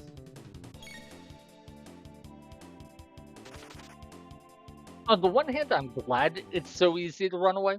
On the other hand, it does feel kind of silly to make running away super easy and avoiding enemy counters super easy. I guess the idea is you want to fight a certain number of battles just to gain gold, experience, and such. And so you can run away from the battles you want, then go fight the battles, or run away from battles if you want, or fight them depending on how you feel about that particular battle. My problem with that is, why would I ever want to fight random encounters in a dungeon like this when I could just run to prehistoric times and fight battles there? Because let's see how much experience I get from this.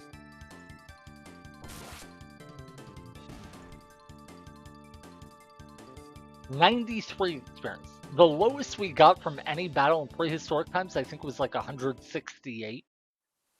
So yeah, the battles were harder, but why wouldn't I fight a battle that is a bit harder, but roughly the same speed?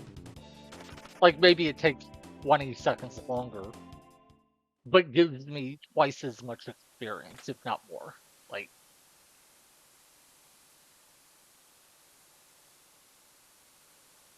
by the way, I do like how Chrono Cross handled it a lot better, because in Chrono Cross, fighting battles wasn't about numerical experience, so you weren't incentivized to skip a fight just to go fight a harder fight instead. Like, skip 3 easy fights to do 1 harder fight and get the same net reward. That's not how it works in Chrono Cross, and I do appreciate that. Then again, I guess the counter argument is Chrono Cross rewards you more for fighting lots of easy fights, where Trigger rewards you more for fighting harder fights. So, I can kind of see it both ways, maybe.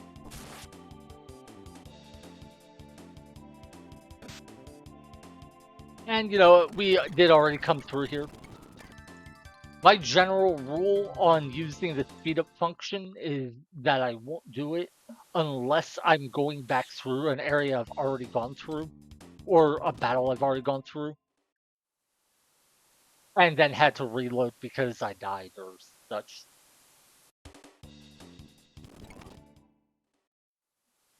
And when I'm running away, it's especially fine in my opinion, because it's nothing. It's not like I have to think about what I'm doing. I'm just waiting for the flee counter to.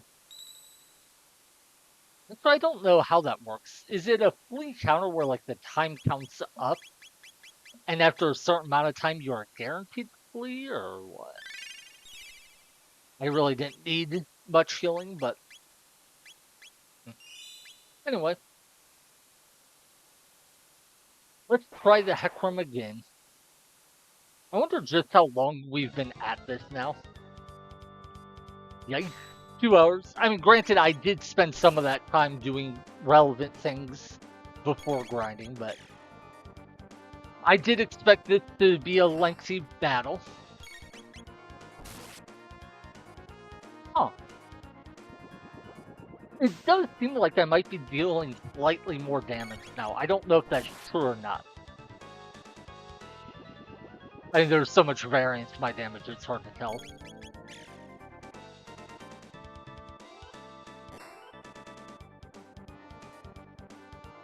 Alright, so Chrono can act here, but we don't want anyone else to attack.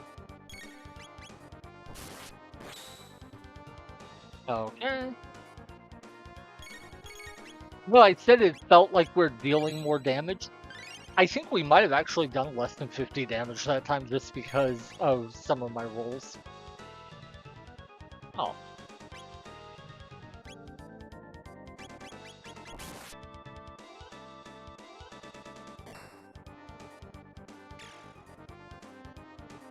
So that's 13 damage. 16. 21. 25. 30. And that reminds me, I wonder when leveling up, how much speed do you gain? I don't know if you actually gain any or not.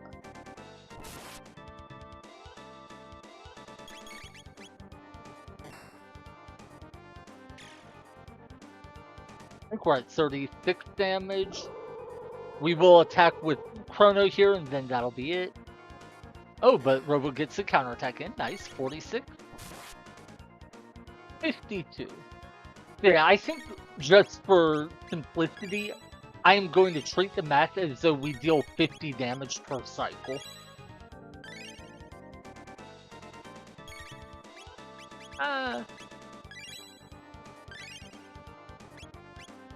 Oh, wait, no! What's it? No, I did not mean to do that at all. Oh my god. That was just me clicking too fast when using the healing items and then not. No, that was definitely a thing that I did.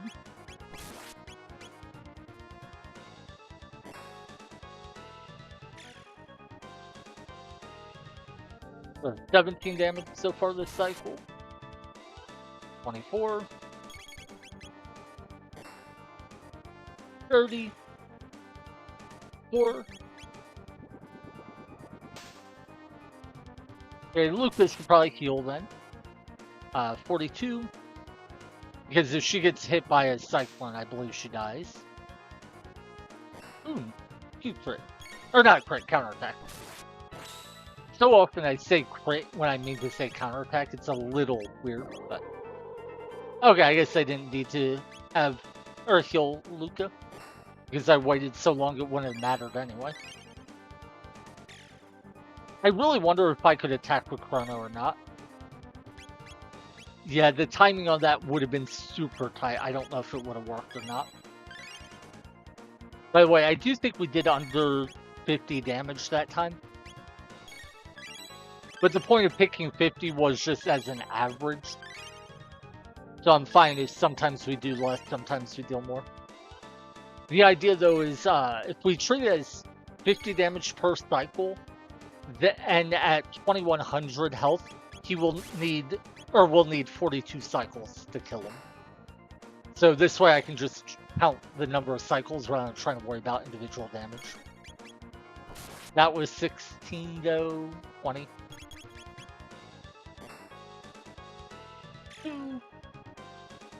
24. Yeah, those bubbles don't hit very hard. 36. I think this time Chrono might be able to get another attack in. Because I think it'll do the Cyclone after his bar fills just a little bit more. Oh, maybe not. Let it, yeah, we're fine too. No thanks, I won't go ahead and try to attack, even though you're encouraging me to. Generally speaking, if an enemy tries to encourage you to do something, you probably don't want to do it.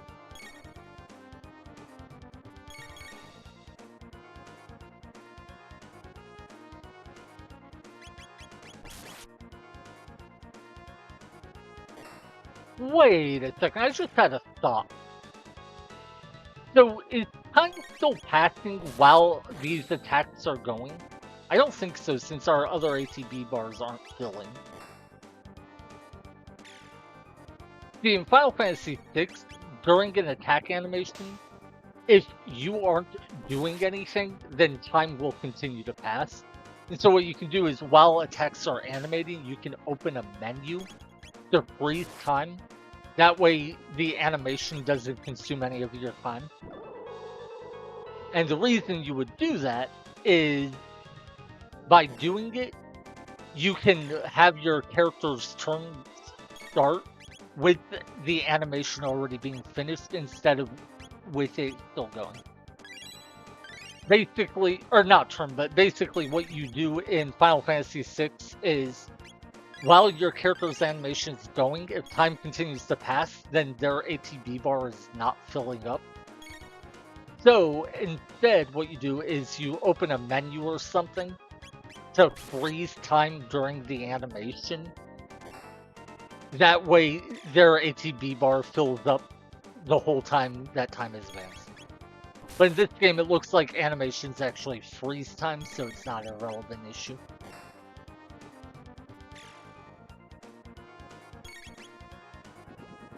The reason I was curious about it is it's weird how it seems we get a fairly different amount of actions per enemy cycle.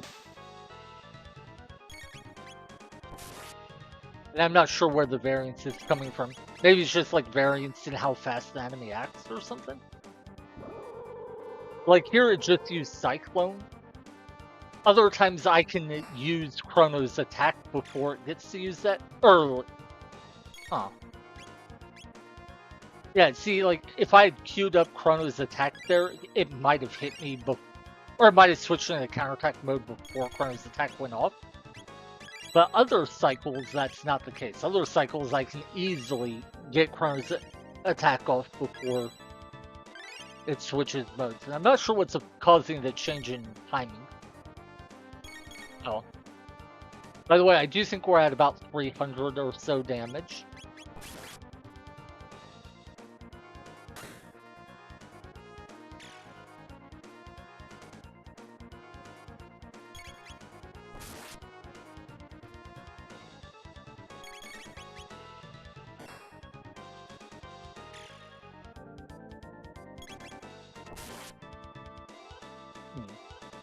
Their damage hasn't been that good this cycle. But yeah, here I think Chrono will attack, then Robo and Luca will attack, and then it'll switch to its counterattack mode. It still has to use Cyclone first, so maybe not. Yeah, see how it uses Cyclone and Chrono's bar is almost completely full? So we can actually get this attack in? I don't know why some cycles we can, and then other cycles it would switch into counterattack mode first. It's not a huge deal, but it's basically like one extra attack on some cycles and not others. It might have been better to just use the mid-tonic there instead of 3 regular tonics. I wonder if maybe it's just coming down to how quickly I react to the text box popping up saying that we can attack now. It could be that simple.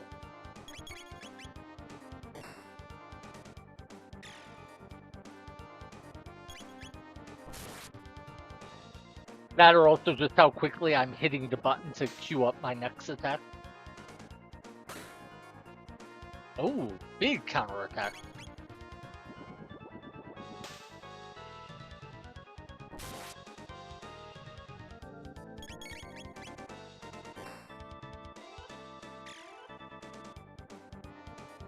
And we'll attack one time with Chrono, then we'll go back to the healing pattern.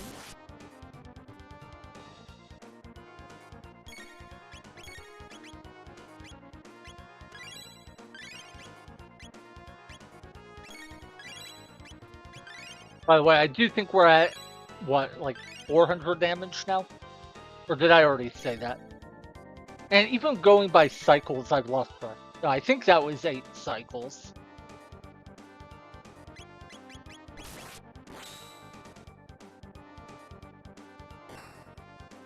Yeah, after about 20, 21 cycles, I think is when it'll switch modes.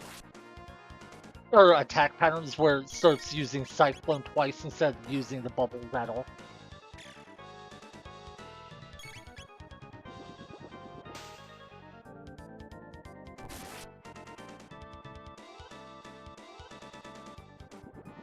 Okay.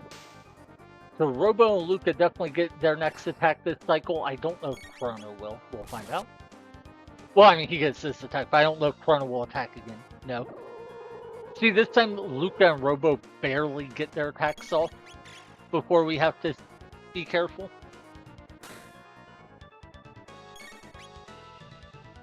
Okay, so I think Chrono did have enough time there to slip in another attack, but I'm not sure. And I did just waste 34 points of healing on that mid-tonic. Yeah, I think we're at 850 to 900 damage or so now. But yeah, I wonder if maybe it's just how quickly I'm reacting to that brief counterattack, or brief whatever. What does it say? Brief counterattack break? Yeah, brief counterattack break. It may just be how quick I react to it saying that.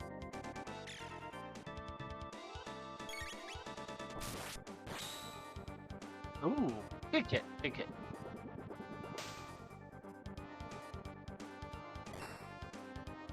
I like when he hits Robo, both because Robo has the most HP, and because Robo can counterattack. Alright. See, here, I don't think I want to attack with Chrono. It would be super close on if it would be safe to or not. It might have been. I'm not 100% sure.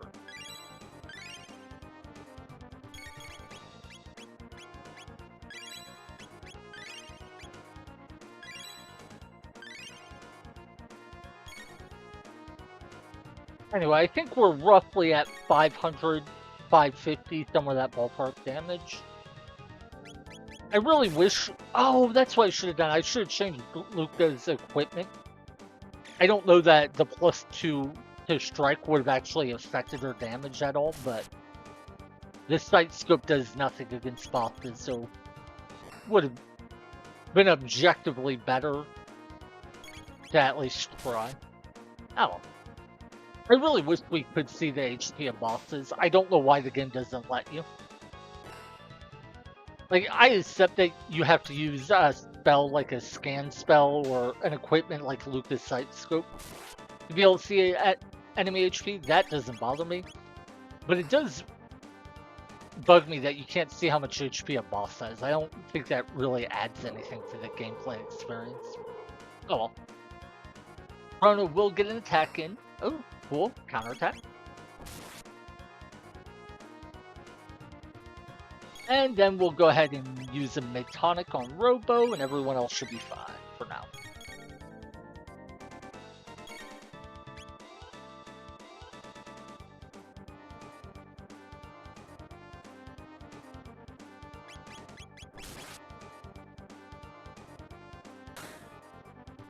Ooh, nice hit. That's 26 damage on the cycle so far. 28.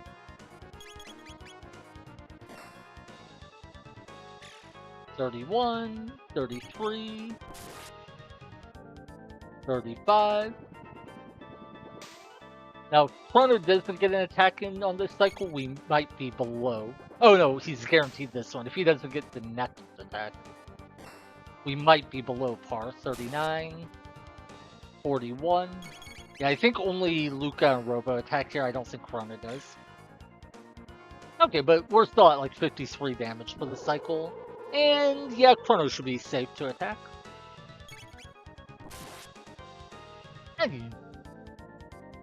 So that was like 60-ish damage.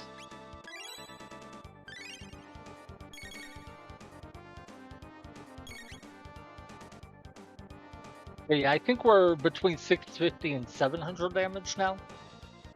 It'll be interesting if I'm actually doing a, reasonably good job of tracking damage or not. If I'm right, we'll need 5 more cycles after the current one, maybe 6, before the boss switches attack patterns.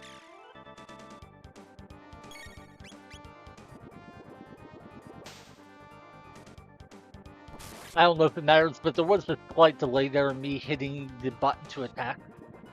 So Chrono is moving a little slower this cycle than it would be possible for him to.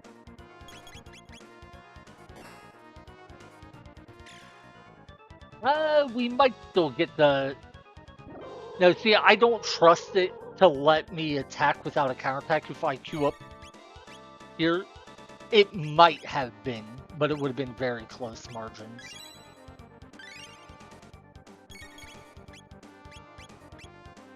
And you know what? I'm not going to heal Robo. I'm going to be a little greedy.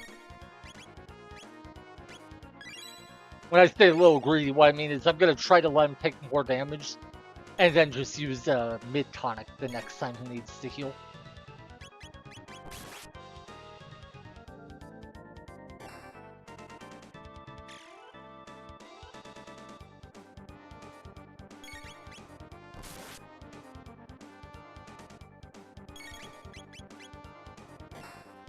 It's so tedious. But it's what I signed up for.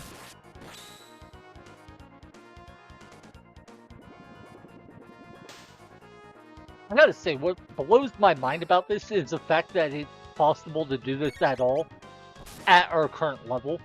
Like, I didn't have to grind. I mean, technically, I grinded up to level 15 when I could, but I should have been able to beat it at like level 13 without any real issue.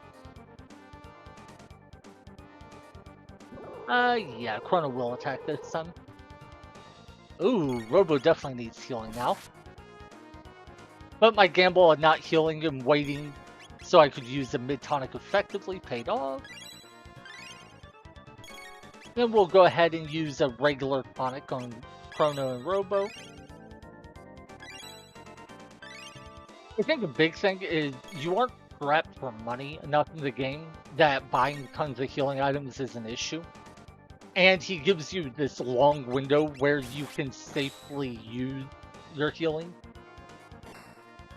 If you didn't have this counterattack window part, the battle would be a lot harder. Thanks to the counterattack window, like... I mean, I don't know. On the one hand, yeah, it kind of makes the battle harder that, like, you're not constantly acting. You have to think about when to do what you do. On the other hand, it just gives you a lot of downtime where once you understand how it works, you can just easily heal up between cycles.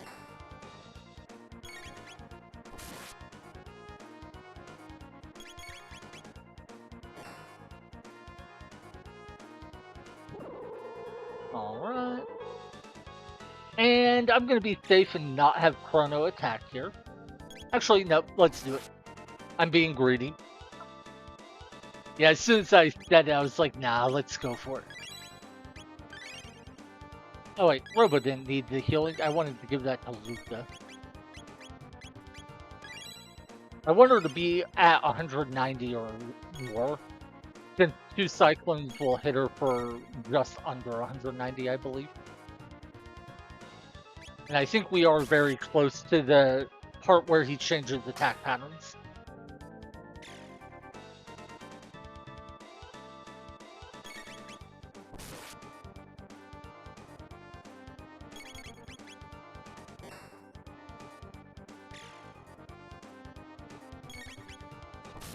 By the way, I should point out, this would be a lot worse if I didn't enjoy the battle music so much. This game has really good music. Ah, you're hitting Chrono, not Robo. That is. Oh, I should have looked at maybe buying more revives to be safe in case I need to resurrect people. I think I only had like 5 left. Chrono will go ahead and attack here, even though it's a bit of a gamble. Not much of one, but... Oh, wait, what? He used another Cyclone in a row? Oh, he must have just switched attack mode. Yeah, now he's going to use the physical attack. Okay, so I was a little ahead of the damage curve, I think. And now he's, yep, now he goes into the counterattack. Okay, so that first time he switches modes, apparently he will actually use the 2 Cyclones right away. So even if he's used, you know, other attacks, he'll just automatically update to the new attack pattern as soon as he drops below half. So yeah, I mean, I don't know for a fact that's at half health, but I think that meant he's at 1050 health. So now he's definitely more dangerous.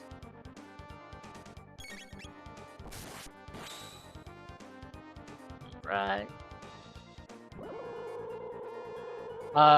We do want to heal Chrono here. No, actually we don't.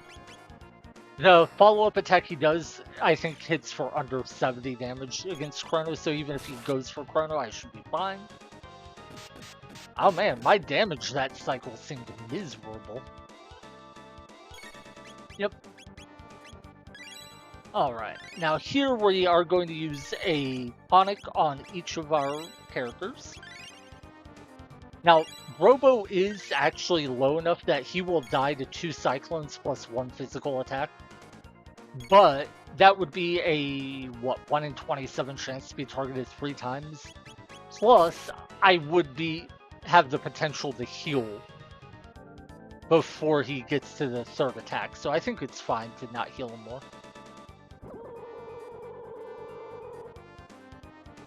Oh. It did less than 100 damage. I wonder if that was variance or if maybe the extra levels we gained lowered the damage we take a little. Yeah, I think gaining those couple extra levels actually dropped the damage Cyclone is dealing by a decent amount. Because I think before, Chrono and Robo were taking like 103 damage. Wait, and it does seem to be acting faster. Because I think we got fewer rounds in this time. Not 100%, but I think that's the case. We did waste like 37 health on the mid-tonic that time.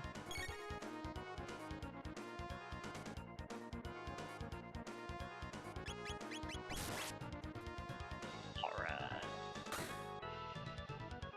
11. 13. Yeah, on the other cycle, it seemed like the enemy didn't act that fast the first time through. Like, I feel like Chrono was getting 2 attacks in before it used its first attack. So I could be wrong about that. It may just be that the moves look different, so it feels different. We'll see. Okay. And now it goes to the counterattack phase. Oh, I actually might have had time to attack, but I'm glad I didn't take the gamble. By the way, I wasted, I think, 52 HP using a mid-tonic there.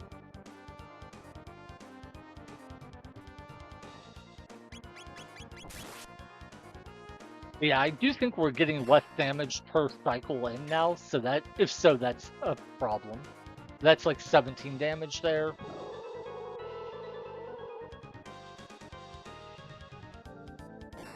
Ooh, maybe counterattack, 28. 38. I don't know if Chrono is going to be able to get another attack in or not. I think so, but maybe not. Yeah, it looks like he can. Cool. I think that was 49, 51. Ooh, 12 damage, not 4 on that crit.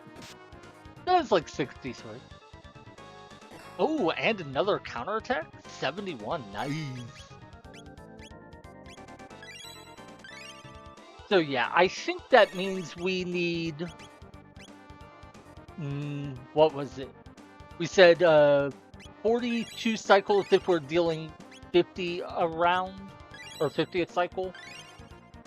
So that would be 21 after the halfway point. We've done 2. So I think we need like 18-ish more cycles, maybe 19.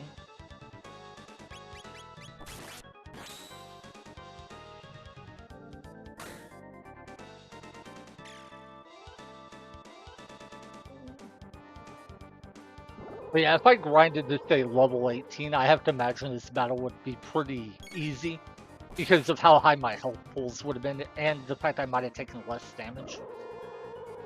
The main thing is, this boss definitely resists physical damage well, but not by anywhere near as much as some of the enemies seem to. Well, I could be wrong about it. But yeah, see, Chrono, Robo, and Luca each only got 2 attacks in that time, not 3 for Chrono. Huh, weird.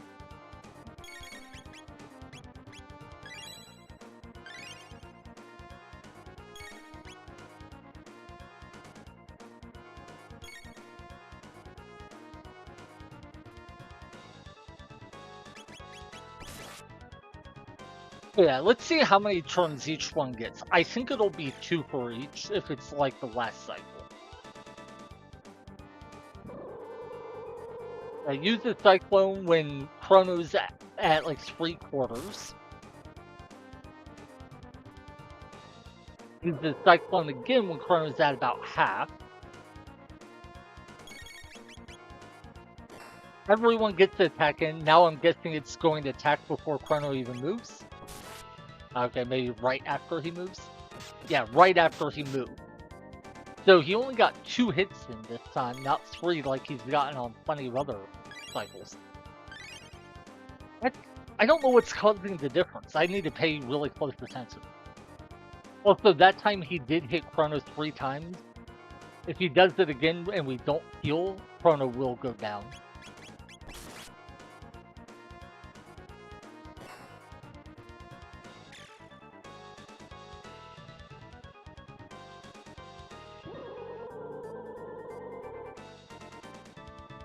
Okay.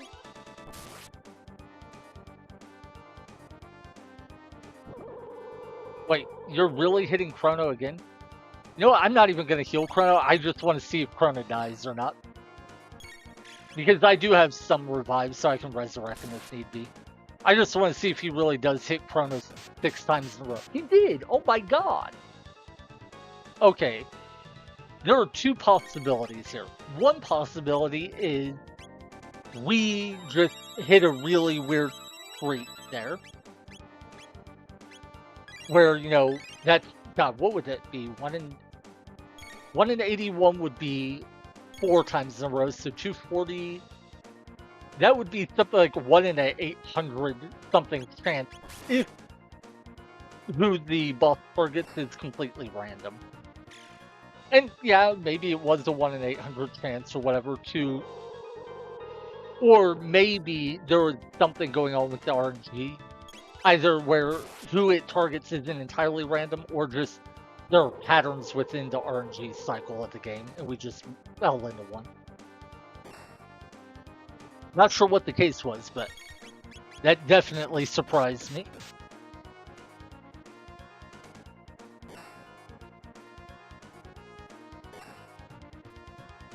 Two counterattack. Alright. Nice. Do I just... No, I'm just gonna keep using mid-tonics when they're on Robo because his health pool is so large.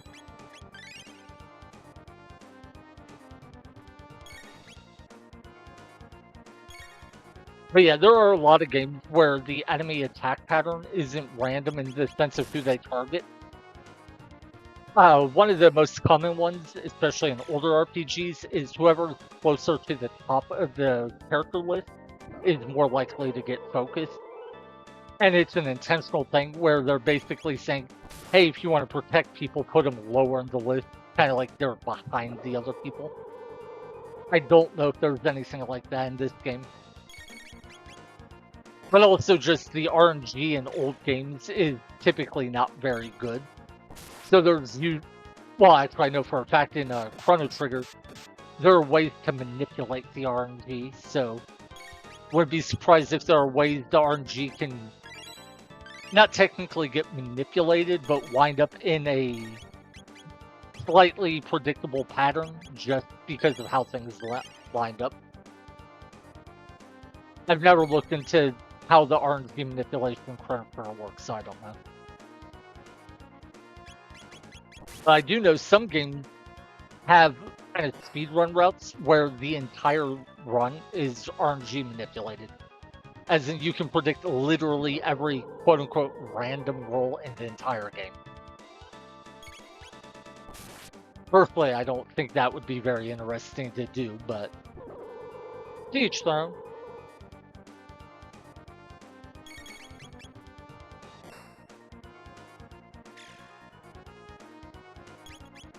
Heck, I'm sure plenty of people would say what I'm doing right now is not very interesting. And to be fair, I would 100% agree. This is like the part of this sort of run that I would not recommend anyone do the run because of.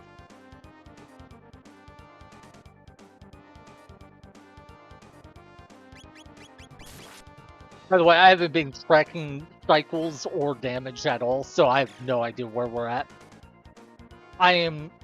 If I had to guess, I'd say the boss probably has about 600 more health left. Ballparking.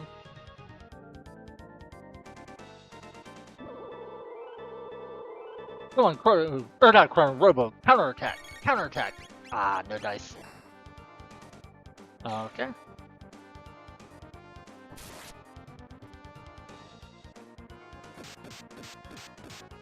Okay, yeah, see there, the boss targeted the same guy 3 times in a row. That's the sort of thing that could easily seem non-random, and maybe it was. But also, you have to remember, you have 3 characters. The odds that the boss will target any one of the 3 times in a row is very different from the odds that it'll target a specific character 3 times in a row. And so you have to be mindful of the fact of, yes, this unlikely scenario might not have been anywhere near as likely, but the running into something unlikely could, be completely predictable. Now, if he does hit Robo 6 times in a row, I'm going to start to wonder. Okay, he did not.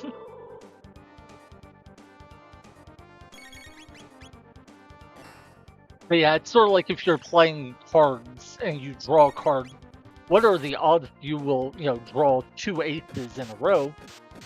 Not very likely. That's 1 in 13 times 1 in 13.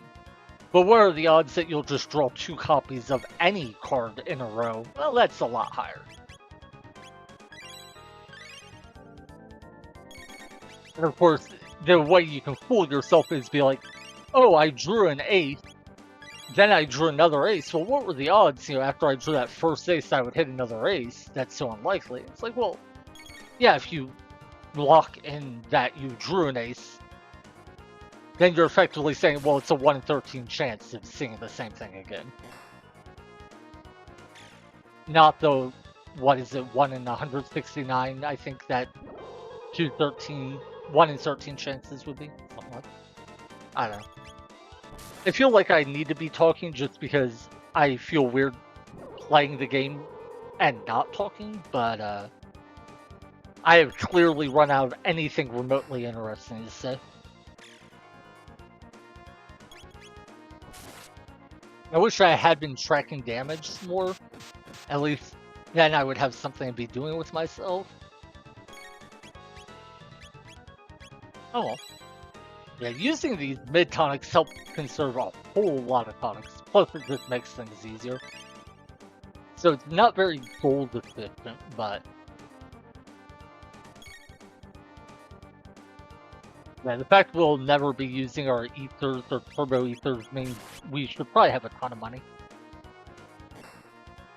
I tracked when selling my equipment because I wasn't sure how much money I'd get from that. Every ether is worth 400 gold. Every turbo ether is worth 1,000 gold. So that's a lot of money that we can make. Especially since I think some enemies drop ethers.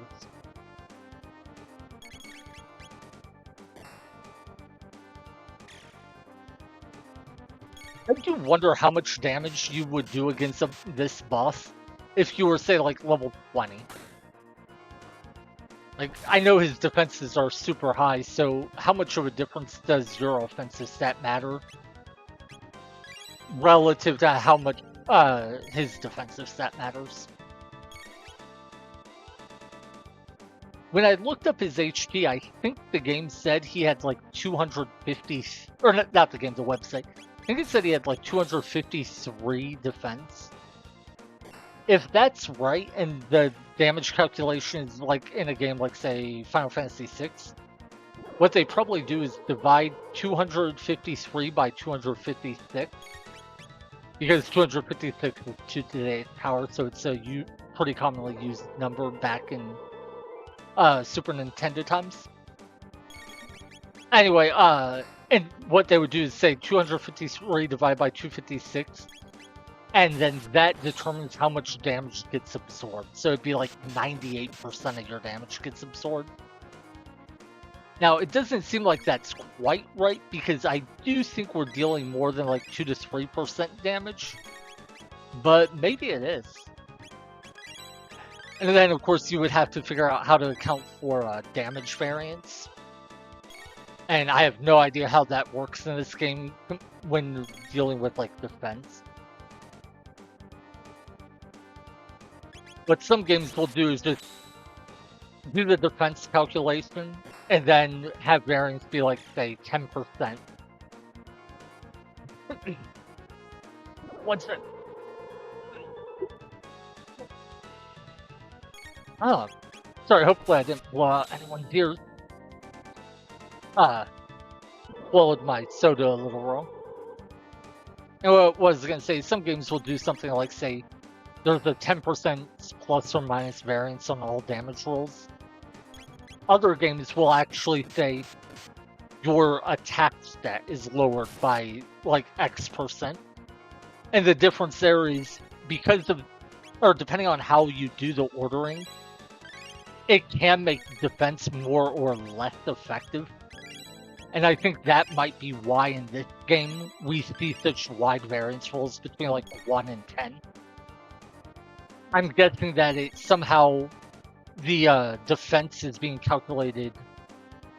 I don't know what order it would have to be, but basically I think the big variance is somehow tied to the RNG interacting with the defense stat.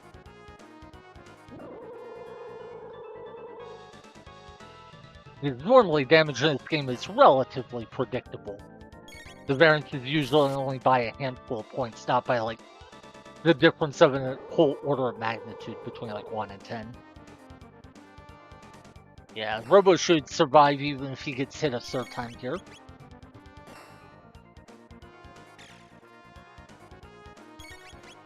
I do think we only need like 4 or 5 more cycles.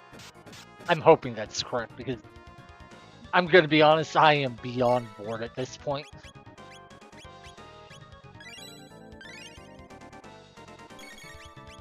I will say I am very glad I did grind a couple levels.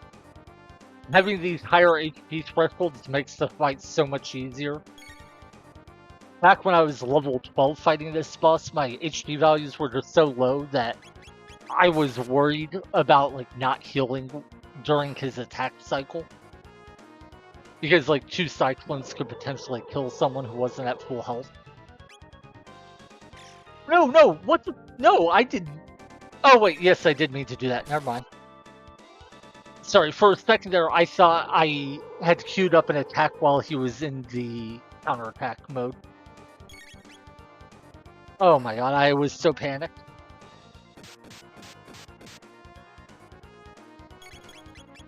Yeah, both of these attacks should be safe to do. And now we need to use a mid-tonic on Chrono. And to be safe, let's use a regular tonic as well. That way, if he gets hit 3 times, he doesn't die. I will say, before I fought this guy for the first time, I honestly thought I would have to grind a bunch of levels. I thought I was going to need to be like a level 25 to beat this boss. Or at least level 20. Like, I thought I was going to be grinding, 10 or more levels. But honestly, I think we would have been fine to beat him at level 12. I don't think our damage values even changed by a meaningful amount. I think the only difference has been being a higher level makes us take a bit more, or a bit less damage. And our HP pools are a bit higher, so it's easier to be safe before we need to heal.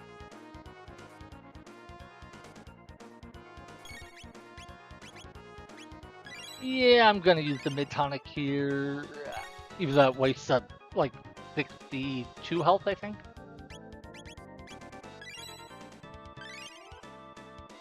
Honestly, I'm not gonna even heal Robo more. I think we're fine. But yeah, back when we were level 2, I would not let it, Robo, for instance, I think currently has like 70 damage on him. And if somebody was missing 70 HP, I have to use the tonic if we're still level 12. Cool, counterattack.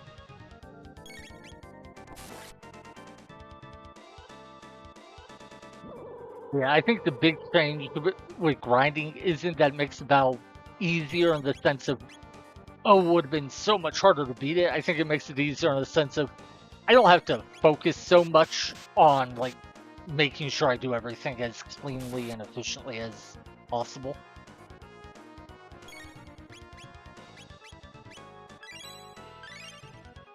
Yeah, let's just use the mid-tonic on Robo. It's so wasteful, but whatever. I mean, I guess it's not super wasteful. It was only like, what, 49 HP worth of healing that I wasted? The big thing is tonics are what? 2.5 times more gold per point of health they restore, I think. I think it's that. So it's sort of like using a mid tonic instead of a regular tonic is like spending 25 gold instead of 10 gold for each use. Or, that's not a good way of explaining. Basically, using 4 tonics costs 40 gold, using 1 mid tonic costs 200, and you wind up with the same amount of healing, so if you just want 200 HP worth of healing, then you would save 60 gold by using 4 regular tonics instead of 1 mid tonic. Again, this is an RPG. When it comes to gold, it's just like, oh yeah, go fight 1 battle, you'll get enough money to buy 10 tonics or more. I am genuinely surprised tonics in this game only cost 10 gold. That's so crazy cheap. Yeah, I think we're getting pretty close to him being dead. If I had to guess, I would guess 200, maybe 300 HP more. Ooh, big counterattack.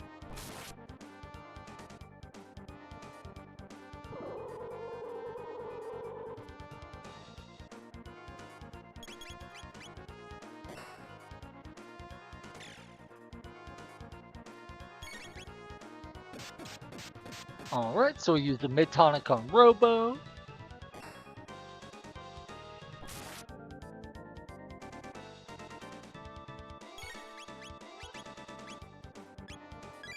By the way, as long as this battle may seem, I have taken longer on plenty of battles than challenge runs.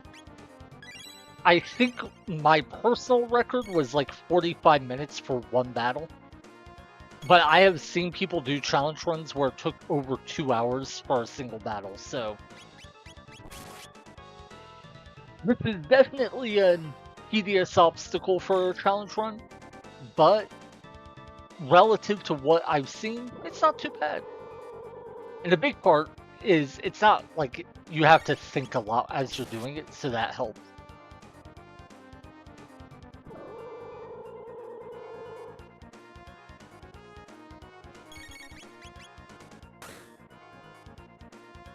Ooh, 10. Wow, he was closer to death than I thought. I said 200, maybe 300, but I think he was down at like 100 when I said that. Nice! If only the great Magus who brought forth Lavos 400 years ago had destroyed the human race, the world would have belonged to us mystics. By the way, in terms of mandatory dialogue, I think this is the first time we actually get any suggestion that Lavos existed before, like, say, the year 1998.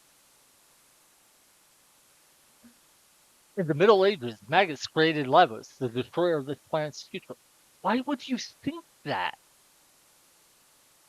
We could use the gate at the fairgrounds. Like, so In the year 2300, we see a recording of Lavos from 1999 where he destroyed the world. Luca goes, okay, let's go to the year 1000 to do research on it. Why she thought we should do research in 1000, which for all she knew could have been nearly 1,000 years before Lavos showed up, I don't know.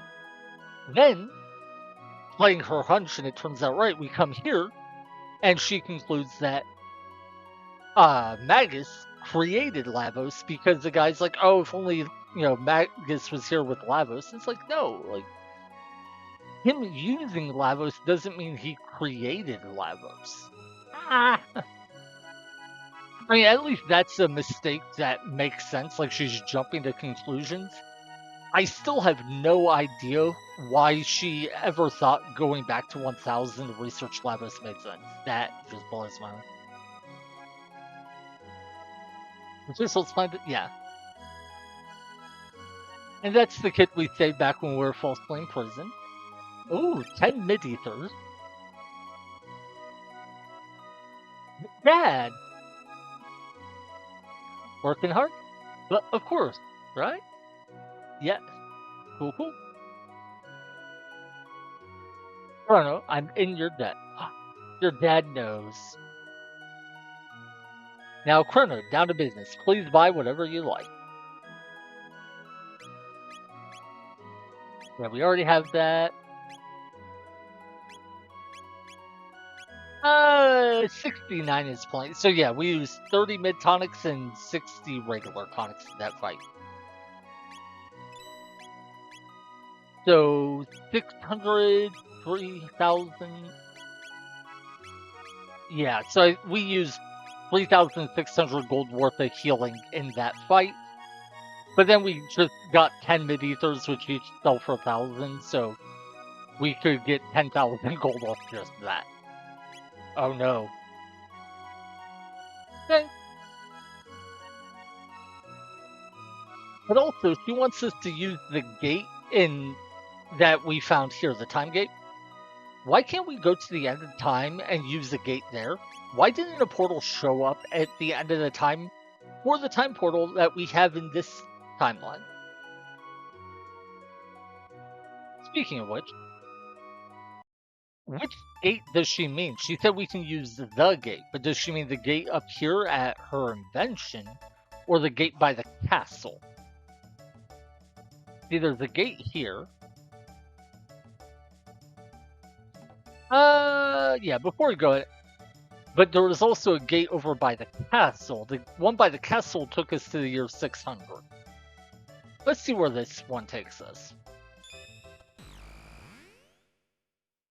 No, I'm sorry. The one by the castle took us to 2300.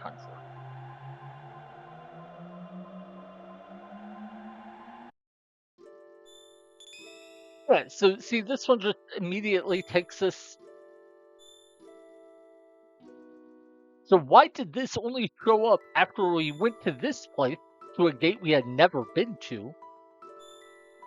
I can't understand this game, man. This portal showed up or was here when we first came to the end of time. That made us go back to the year 1000, which we're from, but it did not make us go to this gate, which is the gate we had traveled from in the year 1000. And similarly, this gate, which we had traveled to in the past, didn't appear. It only shows up now. And so there's no confusion.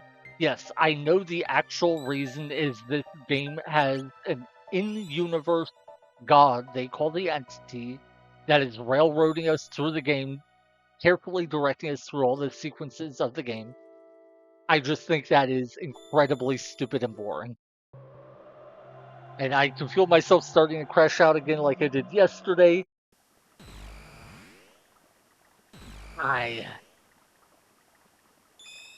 Wait, so if this gate... Now I actually am curious. What about the gate over by the castle? The one that took us to the future. Did that disappear or is it still there?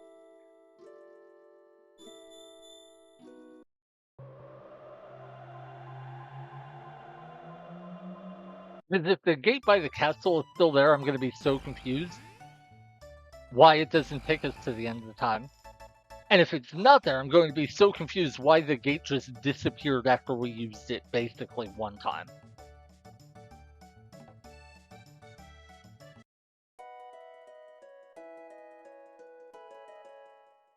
I know this isn't at all relevant to our challenge run, but it's been so long since I played this game, and now I'm remembering why I didn't replay it. I think the gameplay is much better than the story. I think it's a game that you're supposed to play off vibes more than anything else. Okay, yeah, so does this take us to the end of time?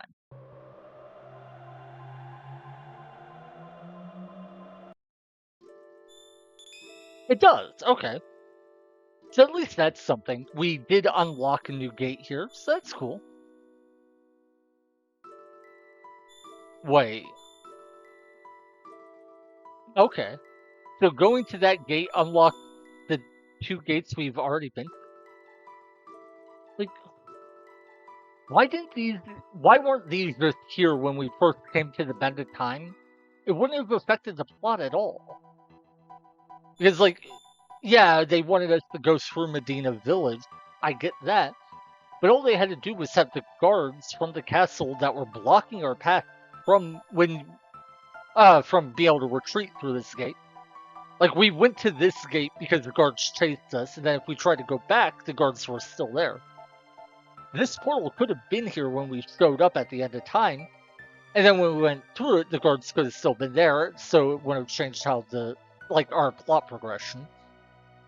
And then it would have at least made sense that the gates in the end of time show up when you use them, not they show up when you use them after the first time you came here because whatever, I'm gonna shut up. I will crash out if I keep going on. This is the only game in my life that I can think of where the entire game is effectively just go on a journey because somebody is carefully manipulating you and controlling which way you should go the whole time. And to add to it, there's a bucket in the end of time that we could use to fight the final boss of the game without having to do anything.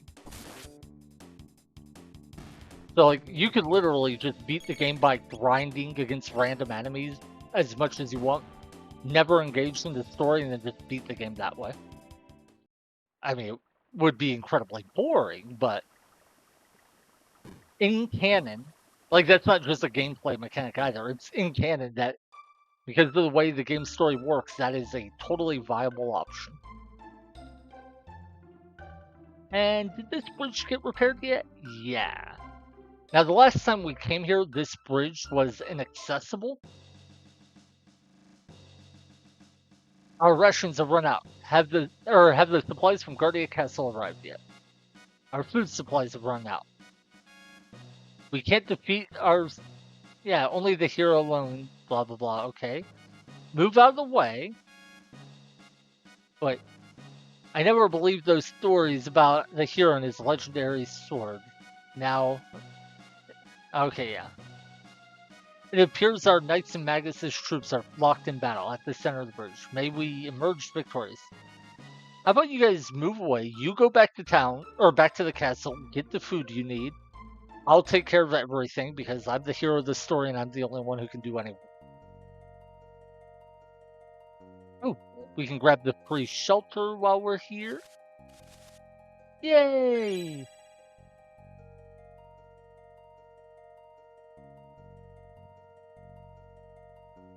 Cool, managed to get through without any fights. Oh, who goes there? Oh, it's you again. Cool, cool. So guys. Oh, the king and queen aren't here. The legendary hero has finally returned. He just arrived a minute ago to meet the king. Lean has been at his side all night. Okay. The king was injured and is recuperating in bed. How did he get injured? We haven't seen anything that suggests he fights in battle with himself, so... Did he, like, trip and fall? The king fought bravely against Magus' troops. Had he not heard of the arrival of the hero, he might have fought to the death. I'm so ashamed. I treated him badly, thinking he was just some brat. Luckily, he forgave me. A hero he is. At this rate, Queen Lean will also succumb. Wait, what is she going to succumb to? I missed that chest when I came here before. Cyrus must have sent the boy to us. Oh, Chrono, I've let down my kingdom. Since we cannot locate Cyrus, our sole hope rests in the boy who has the hero medal. He searches the southern continent for the sword that can defeat Magus. Wait, so he's not here? When the one guy said that the hero was here and they could only rely on him, I was kind of thinking like we had to do something with that.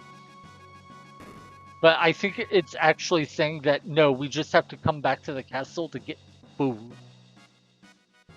So I'm going to be so annoyed. The Knight Captain has gone to Xenon Bridge. Many of the wounded from there are resting down below. I'm sorry, the beds are all taken. The King's Shrine is best too, so snap out of it. There's a food shortage on the front lines. Magus... Are you really telling me that the plot requires you come here to get food to progress the plot? Like, I mean, I'm fine with the idea that the chef in a stitch trying to get food to the front line so keeping it. Okay, so I get it's RPG, that's how they do it, but I've always hated this in games. We were able to walk to the bridge. We could see, whatever. That was partially because I played this game before and vaguely remember that. But think about it just game design perspective. Imagine if somebody comes to this point, not sure what to do, they go to the castle, they hear about a food shortage, they get food, take it to the bridge. That's a natural way to get them where they need to go. Perfectly fine and sensible. Why, however, is getting the food and taking it to the bridge necessary at all? I get it should exist as a way as a signpost for the player to know where to go, but if you already know where to go, why is it, like, what do you gain? What is improved by making us come here and get food?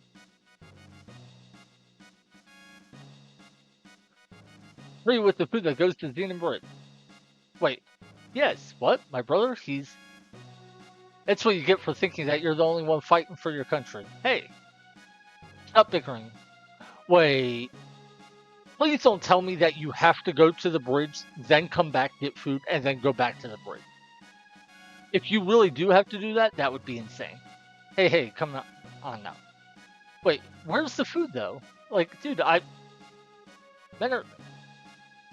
am so confused.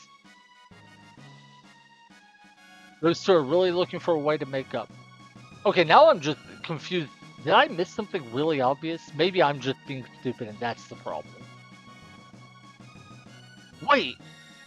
No, really? This is it? Take this with you. I hate this game so much right now. This is so stupid. So, we had to talk to the chef twice to get all of his dialogue. But then to get anything more, it's not, hey, just talk to somebody twice. So, maybe that encourages you to think, maybe I need to keep talking to people. No, it's you have to leave the room, go wander off blindly, and then I'll run out and talk to you. And like, no, just you could have given us this when we were down in the kitchen. There was no benefit. There was no benefit to putting this scene here instead down the kitchen. That's so stupid. I know this is a very trivial thing. It's not important at all, but it does genuinely upset me. Wouldn't have upset me anywhere near as much, except there was no reason I should have to come to the castle to get food at all.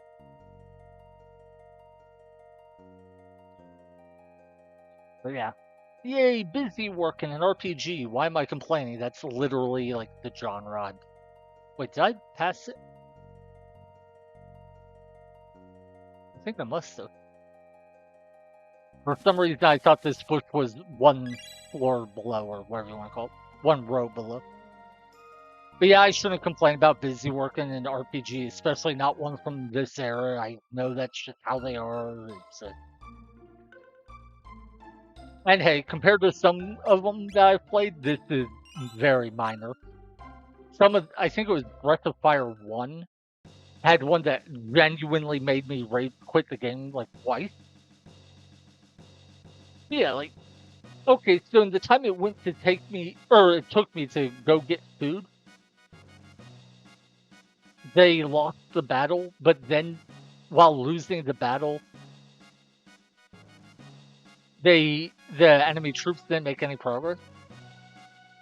The hero has made it across the bridge somehow, but our troops have suffered heavy losses. And we'll later find out the guy they're calling a hero is a fake. So how did he get across the bridge? Because plot requires it. Yeah, just remember it's an RPG, so therefore only the main character can go run and get food. We don't have errand boys. Only the player is one. So Chrono, if I do not make it back, do my brother my thanks. What is going on here? Because we showed up at the exact right time because we ran that errand, now the enemies are attacking. What coincidental timing. Yeah, whatever, who cares? But we're outnumbered. Yeah, because you're useless and it doesn't matter. The game isn't even trying to pretend that anything in this game can happen without us doing it. Oh no, we show up right as these soldiers die. If only we could have been 10 seconds sooner and saved their lives. I'm Ozzy, Magus' top general. Those who dare defy Magus have to answer me.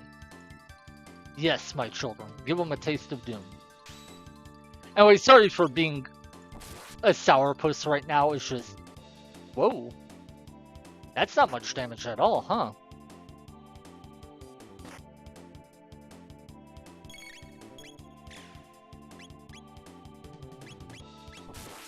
Let's see if we can kill Ozzy faster. Maybe we can at least get one enemy off the board.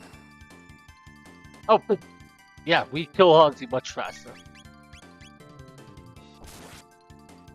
Okay, he's dead, so that should at least... Wait, is he not dead? I thought it said he only had 105 health. Must have misread it. Wait.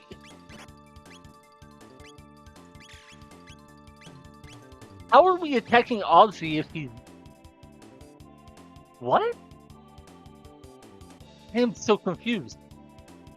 Am I crazy, or did it say Ozzy was dead, yet then let me attack Ozzy, and when I attacked Ozzy after he was dead, that killed the skeletons? I think that's what just happened.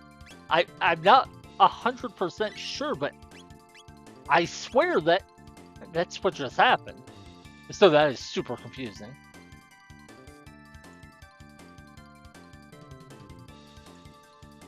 We've got him. Seems I misjudged you, but I won't do that. Okay, let's see if it happens again.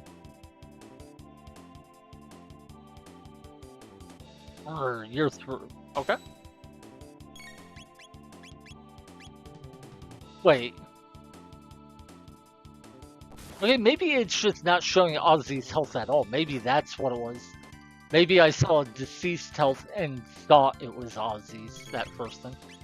Yeah, because we can attack him, but it's showing the health of the deceased, not of Ozzy. Oh, I think I know what it is. I bet Ozzy is treated as a boss, so we can't see his HP listed with the sight scope. So when we hover over one of the skeletons, or as the game calls it, deceased, its HP pops up. Then when I switch the cursor over to Ozzy, it doesn't update the text box. So it's still showing me the health of the deceased, even though I'm hovering over Ozzy. That's probably what caused my confusion. Still dumb, but at least it's kind of understandable. So yeah, that's it. Now you're finished. You cannot win. You had death surrender.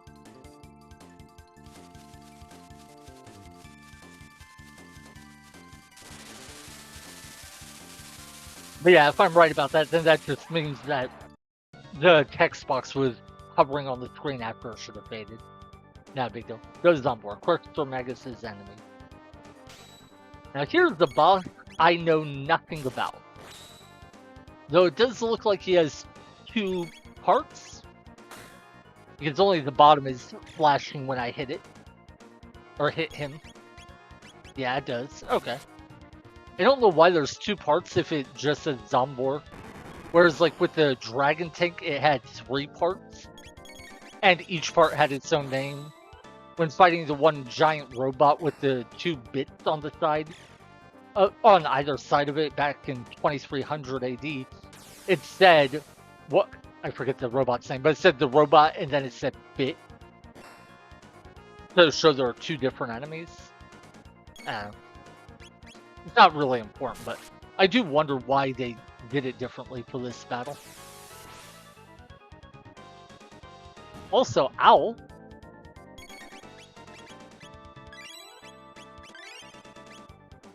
I wonder which order is better in terms of the two pieces. I attacked the leg first because that was the default targeting, but I do wonder if it might have been better to kill the head first. Well, head and torso, and arms. Well, gotta say, compared to Heckran, this is a super easy boss. I don't know how true that would be in a normal run. I don't think the Heckran is normally a difficult boss, but...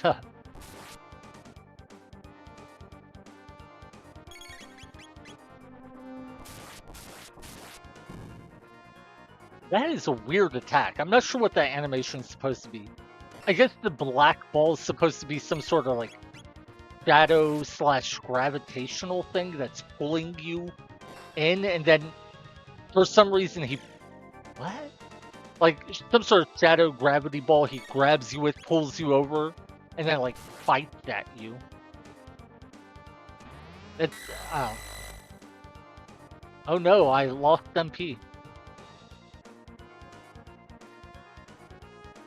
Is that an on-death move? Like...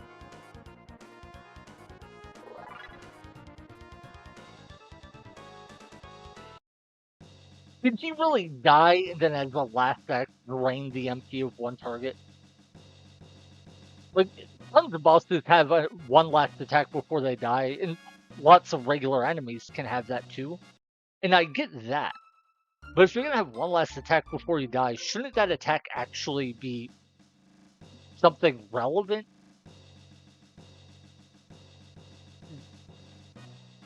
Thanks to Sir Chrono, we held the bridge, but unless we defeat Magus, this is an empty victory. Thank you for telling me what Sir Chrono did. Yeah, don't, like, thank me. Don't even acknowledge I exist, douchebags. I know it's RPG convention, blah blah blah, it's just annoying. The war will begin because the hero has shown up. Welcome, what can I do for you? Now, the hero that has shown up is not the real hero. And I don't know where we find that out or where we find him. It's true that the king, or is it true that the king was injured? What's going to happen to us in our country? Mom said I can't play outside because of the monsters. I saw something sparkling. Oh, it's locked, okay. I heard Magus knows arcane magic, which the monsters can't match. Oh, where could Cyrus be? Has he deserted the kingdom? But yeah, we have to find the so-called hero, realize he's fake, and go from there. The mythical hero has appeared, so we'll be alright. Did you know they say that the mythical Masamune lies deep within the Dendora Mountains, but it's guarded by a terrible beast. Clear your conscience, the end of the world is coming. What? That sounds like something those monsters pretending to be humans back at the cathedral would say. No, I'm not going to spend 50 gold to heal. Many people go to the inn. If you seek someone, seek them there. By the way, the energy... Oh, okay. By the way, energy whirls will dissipate if you use their slash attack. There's balance in nature. Oh god, there's going to be enemies that we're supposed to use our slash attack to, like, expose a vulnerability or something.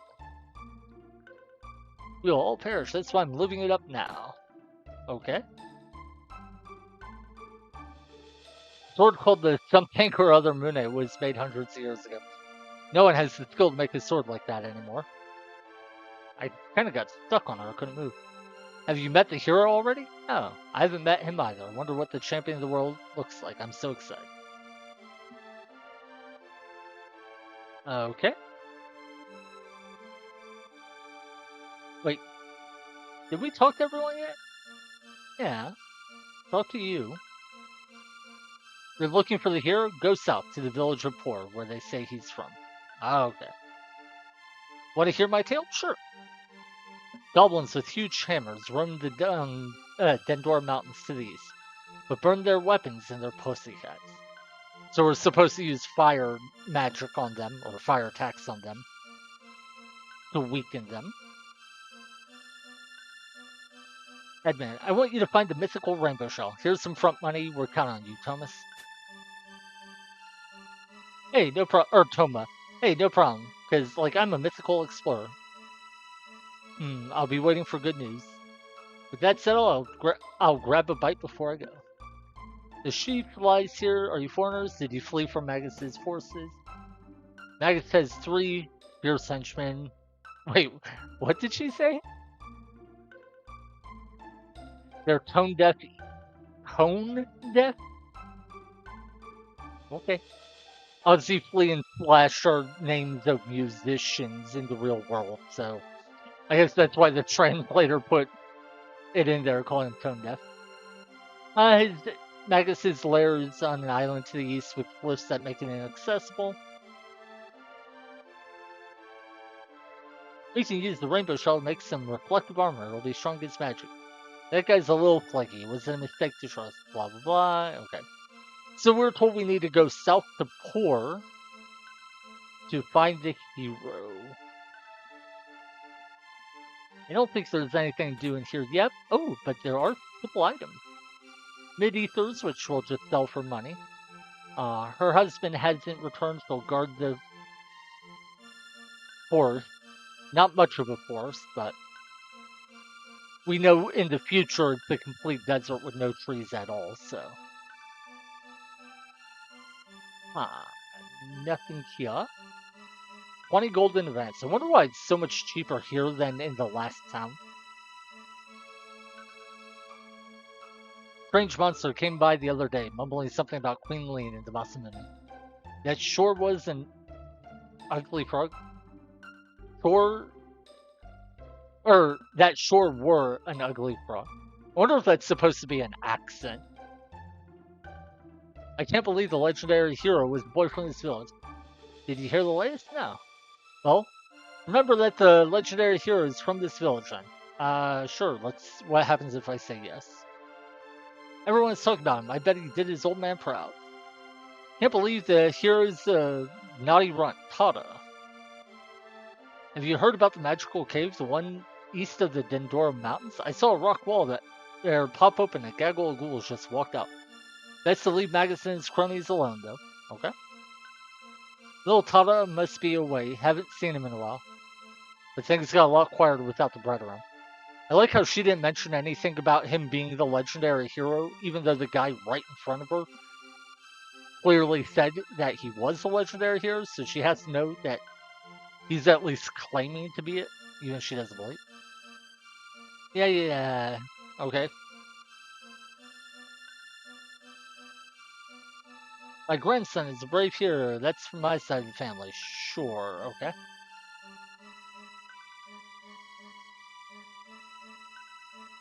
Hold yourself. It ran away from me. If only I had some jerky. Nothing over here that I can see. Next to the bed is treasure box. Open it and the contents are yours. Yeah, there are 2 boxes, we couldn't open them. The magic cave lies under a cave. What? How to receive the hero medal first. I thought it was a fake. He must have done something very brave. He's probably up north looking for the legendary sword. Okay. So, we're told to come down here to try to find him. And they told us He's probably to the north, which means either the mountains they spoke of or these woods. I'm not sure which. Because people did mention both areas. So let's check the woods first, and if he's not here, we'll go to the Dendoro Mountain. Anything we can... Oh, hey! I was just going to try to hit A on the bush, but this works. It's thee, Krona. Thou art here to practice thy skill in swordplay? Oh, I thought the dialogue would continue. What? The king has been injured? I see. Is nary a thing I can do. Please be on thy way. Oh, poor guy. The hero I am not. I can do not. Can we ask you anything about that? No? Okay. Magic scarf. We've found one of those before. Just gives us more magic power, which we don't need. So, at this point, the fact he mentions hero, I think, is the only clue we really get that he is the true hero. Wait, am I really just walking over those frogs without them reacting? That's hilarious. I guess they're not frogs, they're tadpoles. Anyway, so I guess the kid is up north looking for the Masamune, which I'm gonna take to mean that he's at the mountains. I am very surprised that we can come here and find frog and there's nothing to it. Like, he doesn't mention anything like, oh, I'm not the hero because I don't have the medal or anything like that. So I don't know, like, I guess there's enough signposts to direct you to go find the kid with the medal, but I don't know, it just feels really weird to let people find Frog and then not have Frog give any meaningful dialogue. Good thing I can't help you, I'm not the hero, and then not... Like, is that even supposed to indicate to you that you should get the medal and bring it to him?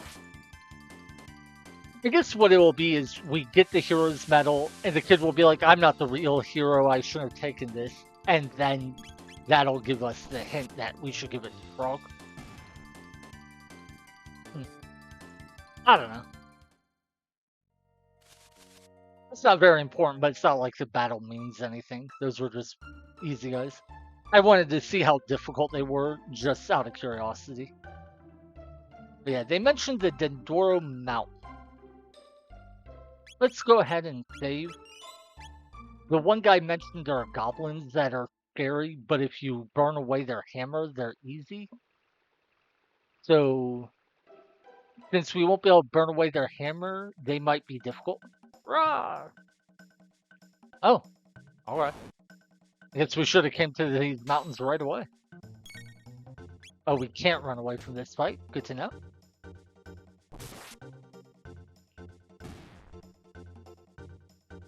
Okay, I don't think he had a hammer, so that must be why he was easy. But, yeah, he was incredibly easy. This is a terrible place. You best run away while you can. Yeah, this one has a hammer, so this one should be a lot harder. Okay, we still can't run away. Good to know. Yeah, this guy is pretty durable, and at least he doesn't seem to hit too hard, so that's something.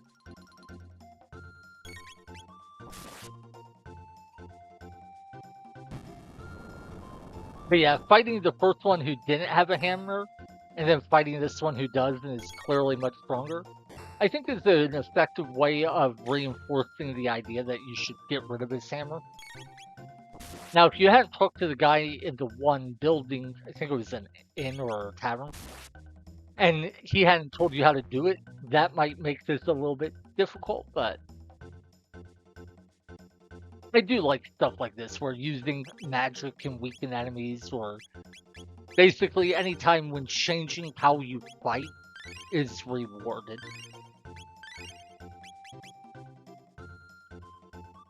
Like, that kid, we saw him on the bottom floor, and then he's like, "You should run away. This is a scary place." If it's a scary place, why did you run further into it instead of running out of it? Why are you making me chase you all the way to who knows where? And not gonna start a fight with him. Alright, anything over here? Doesn't look good. Ah! Can we run away from these guys?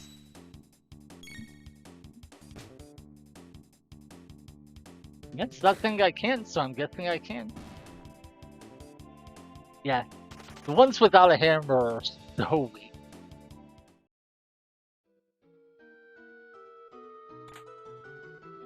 Ooh, money. Glad I took that fight then. And there are so many rocks I keep thinking I should check, but I'm too lazy to check every single rock. Hey, wow, ran away. I am genuinely surprised they make it so easy to run away and let you avoid battles in a game where, like, XP actually matters a ton. When I say surprised, I do just mean surprised. I'm not saying that's good or bad, just, huh. I would never have predicted that. Let's see how easy or hard these guys are. Okay. So, Chrome just one shot. Fine.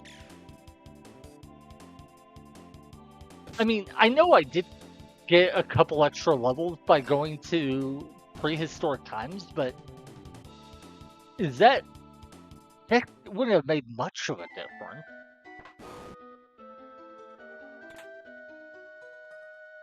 At least I can't imagine it would have made enough of a difference to explain why these fights are so stupidly easy, man.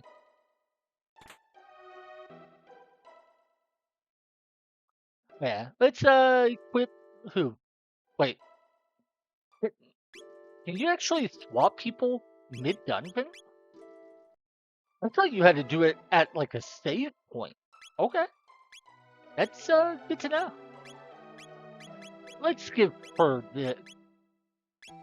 Wait, I thought I found. Oh, I guess Luca can't equip a gold helm. I don't know why she could equip an iron helm, but not a gold helm. That's kind of weird, but okay. We'll give it to Robo.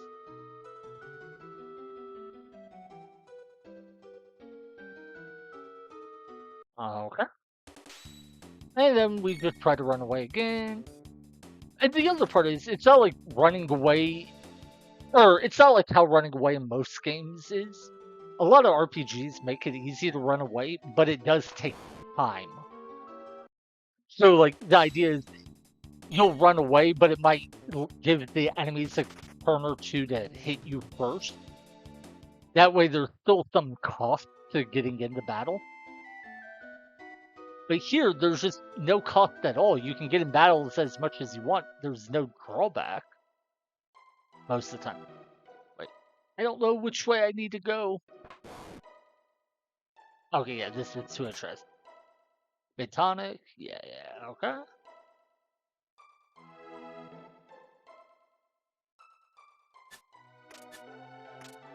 Oh no, someone's throwing rocks at me. Like, does that actually deal damage? I want to know. 273. Oh my god, it actually does. It deals, I guess, 5 damage per rock. That's funny. Okay. Let's see if we can run from these guys too. Okay, we can't, so we'll have to kill one of these guys with the hammer. So we're gonna take some decent damage from this fight.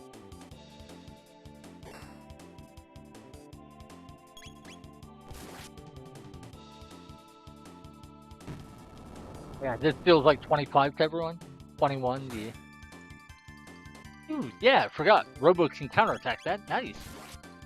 Wait, is the Luca poisoned? Yeah, see, her health just went down. I don't see anything that makes it look like she's poisoned, but No, Chronos' health went down too. Everyone's health is going down. Are we all poisoned? Don't see anything suggesting we are. But all of our health was going down. What? I don't see anything on this screen suggesting we are. 164. 164. So I guess that wasn't poison?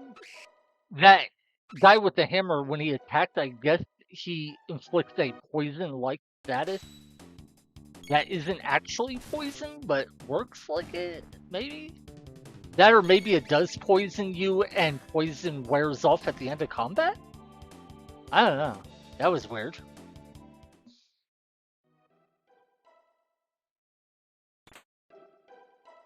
600 gold. That is 60 tonics. Okay, hopefully we can run from this. Nope. It's interesting that we can't run from these battles, because up till this point in the game, we had been able to run from, I believe, every single battle we came across. So yeah, let's see if the next time he uses that AoE Earthquake-like attack, it causes poison on everyone. Yeah, everyone's health is dropping slowly. But I don't see anything, like there's no visual indication of poison that I can see. That is so weird, man. Like, does that mean in this game you can't actually, like, see any indicator that you're poisoned? Or does it mean that what he's doing is technically not poison? And if so, why? Ah. It's not a big deal, it's just confusing.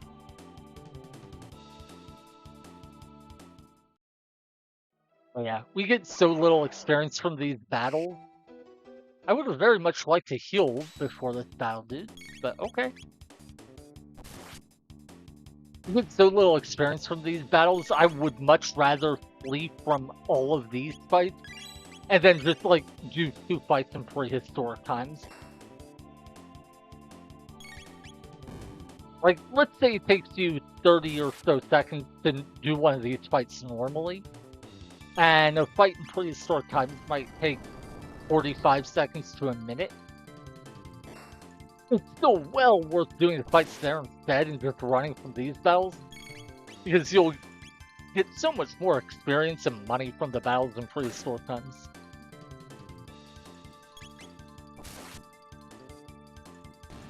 Yeah, honestly, I'd rather just run away from every fight at this point. Was that like... Please tell me that was 71 experience, not 21. Oh my god, I hate this sort of thing.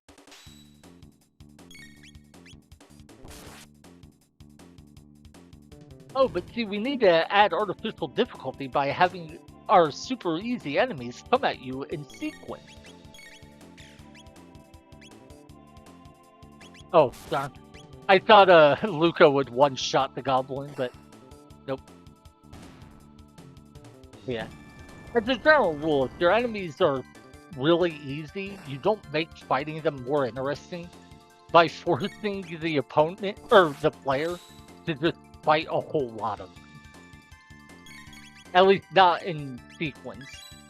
If it was like you have to fight a ton of them all at the same time, some games make that interesting. Dynasty Warrior games, I really like. Because you can be fighting like 100 or more enemies all at the same time. So the fact they're all weak enemies isn't a big deal because there's overwhelming numbers.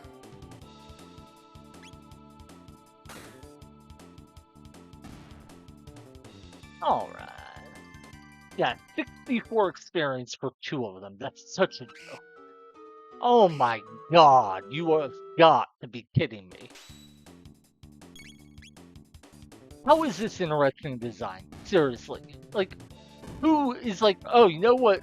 You know, I've been avoiding random encounters because this game lets me, and it's been a really nice quality of life feature. You know what I would really enjoy, though? If the game would make me fight all these enemies that I've previously been able to skip. God, this is so bad. Like, on the bridge, there were fights with 3 enemies, but one of them was a boss. And there was the Aussie aspect of him, which added a layer of interest to it, because killing Aussie would kill the guys he summoned. So that at least was somewhat interesting. It was different, novel. Each fight was slightly different than the other, and then it led to a boss battle. And it was only 3 of them. This has been 4 battles fighting enemies that we had already fought on our way up here, and were able to, for the most part, just run away from. How is this fun or interesting? Sorry, I don't want to be negative and bitter. It's just, especially with the fact people have told me for so long that this is one of the best games ever made. I'm just like, are we playing the same game, guys? Well, it's not a horrible thing. It's just tedious. Can I run away from these guys? Yeah. Like, see, these guys are way easier because I'm not using magics in the previous fights. And I can run away from them. Like, why can't I run away from the tedious fights, but I can from the not tedious fights? I think there was stuff I missed in the upper left by going down to the waterfall too early. Is that a rock? Eh, looks like.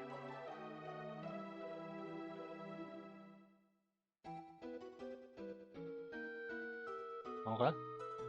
There's a chest over here. Let's go grab that first. Don't see anything else over here, so I think we need to go up and right. Before we do, let's go ahead and check out what we found. Ooh, max HP up by a bunch. That might actually be useful.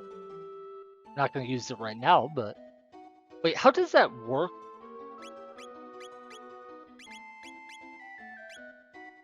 Oh, so it only increases your max HP. It doesn't affect your current HP.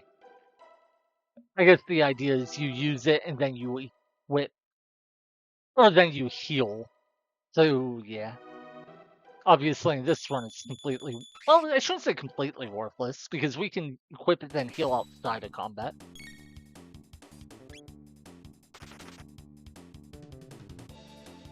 But yeah, the items like that in Chrono Cross increase your current, or increase your HP during combat.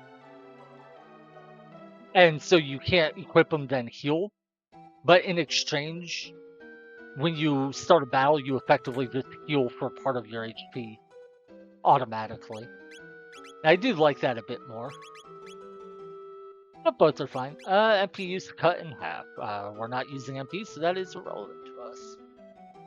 Wait, what? There's nothing else?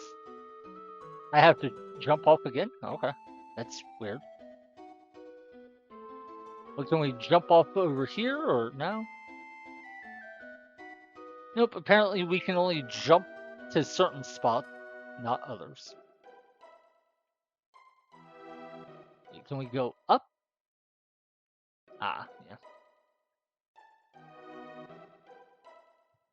So where is that stupid brat? And why do you keep making this battle respawn? Like, nobody who jumps down the waterfall multiple times gets enjoyment out of fighting you guys in. I shouldn't say it, somebody might, but just...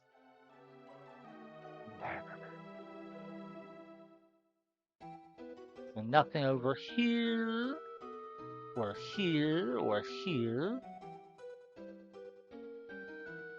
Ah, guess we go up this way. Oh, a chest. Almost missed you. A mid-ether. Or as we call it, 1,000 gold.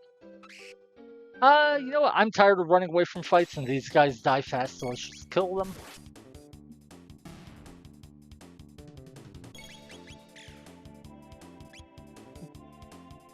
Well, Luca does not quite one-shot them even on a crit, so they're not total pushovers. I guess, kinda, maybe, no. Frick. Hey! Mountains are nice. Okay. And you're nosy. Here, take this. Oh, a magic tab. Cool. Wow, you're not gonna give me anything more?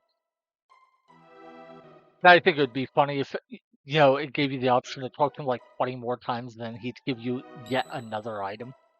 But, alright, I think we might be fighting a boss here. Let's find out. Wait, check. Mid-ether. Okay.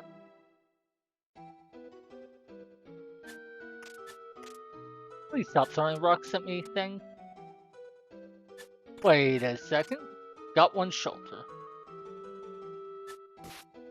You know what? I kind of want to fight this guy. Wait, the one that was throwing rocks at me isn't in here. Oh, and we can't run away, so I guess we have to fight. Fortunately, these ones don't have hammers, so it's easy. But no, what I was going to say is I kind of want to fight this fight just to kill the guy who's been throwing rocks at us.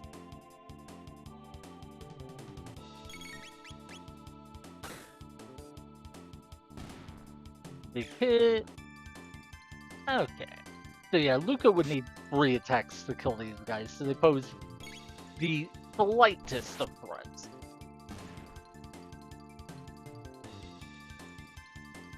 Alright. How much XP do we need to level up anyway? Ooh. 340, 268, 693? We're actually starting to get close to level.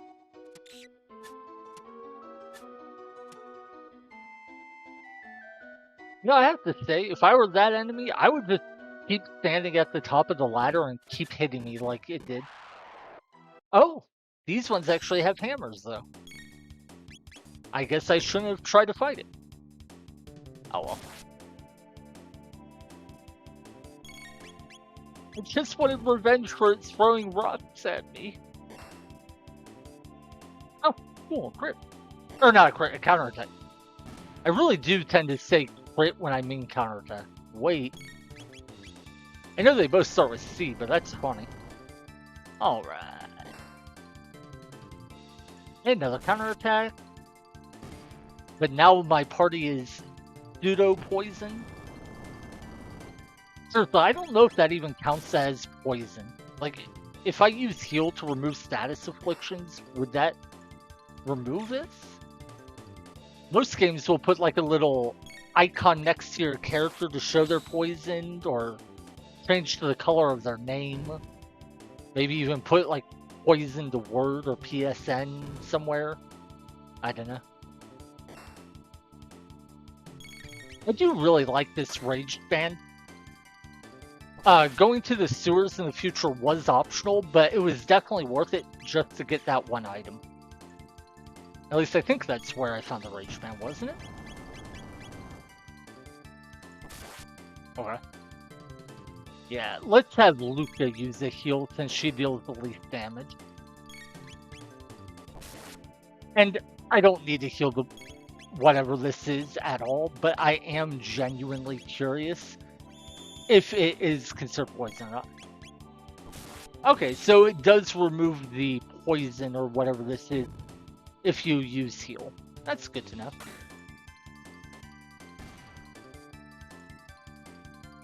I mean, the damage is so low and doesn't persist, or the affliction doesn't persist outside of combat, so I don't know that really matters, but...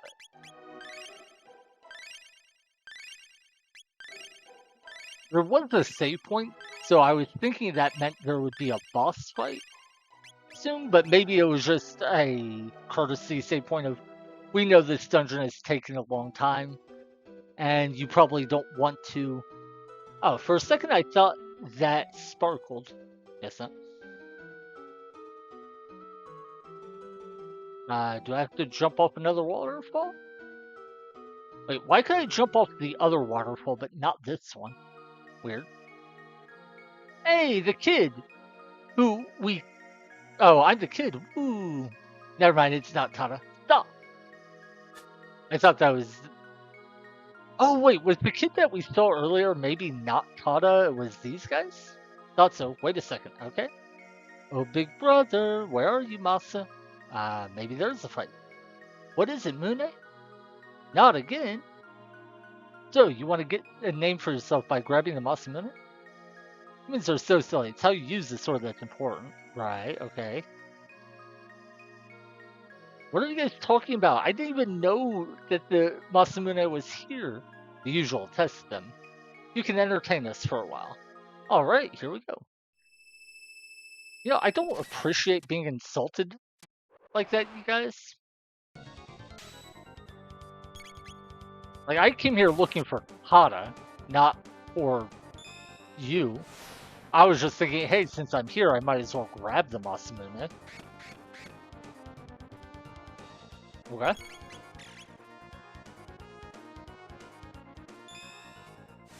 Don't tell me they're going to use that every time we hit them with a physical attack.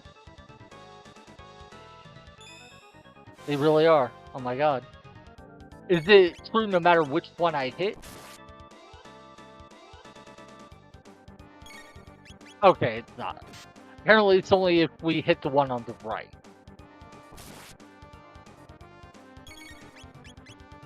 The reason I was going to be very annoyed wasn't even that, yeah, that would be a lot of damage and pain to deal with. It's just, it would make the battle take so much longer. Because honestly, that counterattack wasn't even hitting that hard. Uh-oh. Looks like something happened to her. Is that confusion, maybe? Yeah, so now Luca might hit us instead of them.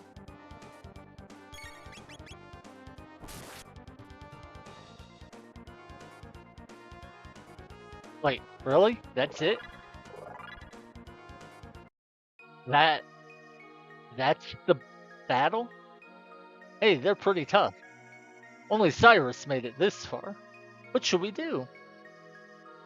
This time it's for real. Alright, this is it. Oh, there's a second phase, I guess. With Masa's bravery and Mune's knowledge, two become one. Okay, so the first one was kind of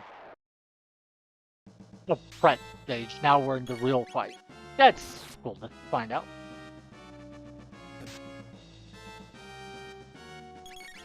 Yeah, the music here is much more epic sounding, so I guess that makes sense.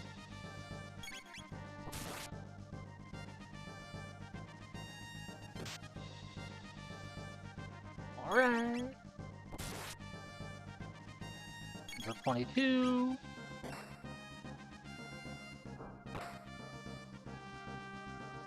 Yeah. I can't wait until we have a third attacker who's good with physical attacks. Because Luca and Marl deal pretty terrible damage in this challenge run.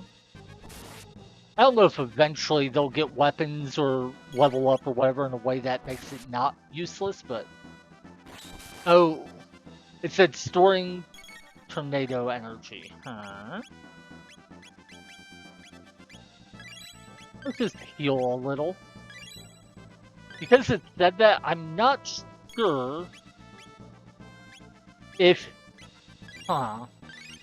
One NPC we talked to mentioned that the cyclone attack would dissipate wind, but I thought it said something about like whirlpools or something. I don't know if it was referring to this guy and how he's storing up wind power. So yeah, using the cyclone attack here might interrupt him or something when he does that storing wind phase. It might not, I'm not sure. But it definitely seemed that when he goes in that phase, a regular attack just triggers a counter attack. Okay. But yeah, that is a pretty big attack he uses after that phase ends. So we definitely want to be mindful of our health and not let our people drop too low. I'm thinking probably about 150 is as low as I want them to be once he goes into that phase. Oh, Luca, I'm sorry. He really... I think this guy hates women.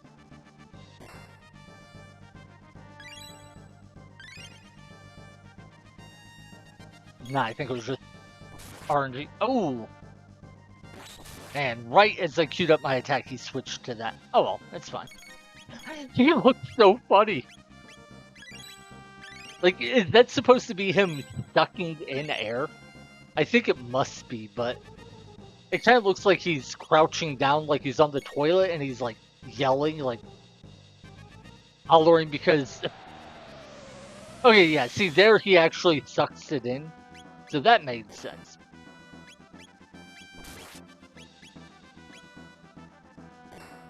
But yeah, when it shows him drawing the air in, the pose kind of makes sense. But the fact that it only shows it for like right when he attacks, but he's in that phase for so long before the attack, makes it look so funny.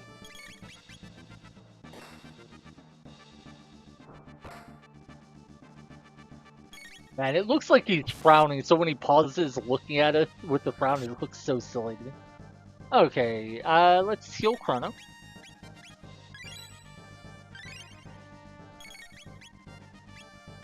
You know what, well, yeah. I was about to say we'll wait to heal until he switches modes, but looks like he has.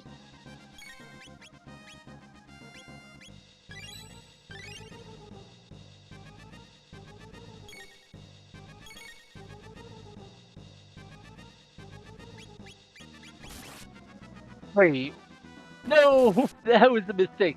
It said pain. I thought that meant he was attacking. So I thought I could queue up my attack after.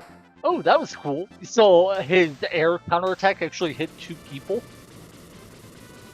That's because it's a line effect, and apparently he was lined up in a way to hit 2 people with it. Not sure what that angle is. Kind of weird, but that is a cool idea this system has. Also, it's pretty funny that my mistake worked out well. Oh no! They beat us, big brother! That was fun! Will they... Huh, yeah, will they find us an owner? Yeah, it'll be alright. So wait, to get the Masamune, all they require is that you be better at violence than most people? Good to know. Thought this was like a holy sword of a hero, so there'd be some sort of test of character, but guess not. Anyway, I do think this will be a good stopping point. After this, we do need to go find Tata. I thought that Tata was the kid we saw right when we first came into the area, but maybe that was Masa or Moon. But anyway, allow me. We'll ride the wind to the base of now. Good luck to you. I very much like when games offer you either a teleport out of the dungeon or a shortcut. That way you don't have to run back through. I appreciate that. But with that done, actually, let's go to Port. I remember the town up here was charging 50 gold to rest. Not that money is much of an issue in this run so far, but I'll save 30 gold because I can. Yeah, cool. Anyway, I think this is a good stopping point. We just beat another boss, and I don't know how much longer the next segments will take, and it has been quite a while. I've been streaming for 3.5 hours, and I got started really late. Honestly, I would normally stream longer, but I don't think this challenge run is going to take me too long. I'm guessing it'll probably take 20 hours tops, so like 6-7 recording sessions will probably be enough to beat it. But that said, thank you to anyone who stopped by. Hope you're all having a good day. And if you see this on through the VOD or on YouTube, I hope you have a good day as well. Take care, and I'll see you when I see you.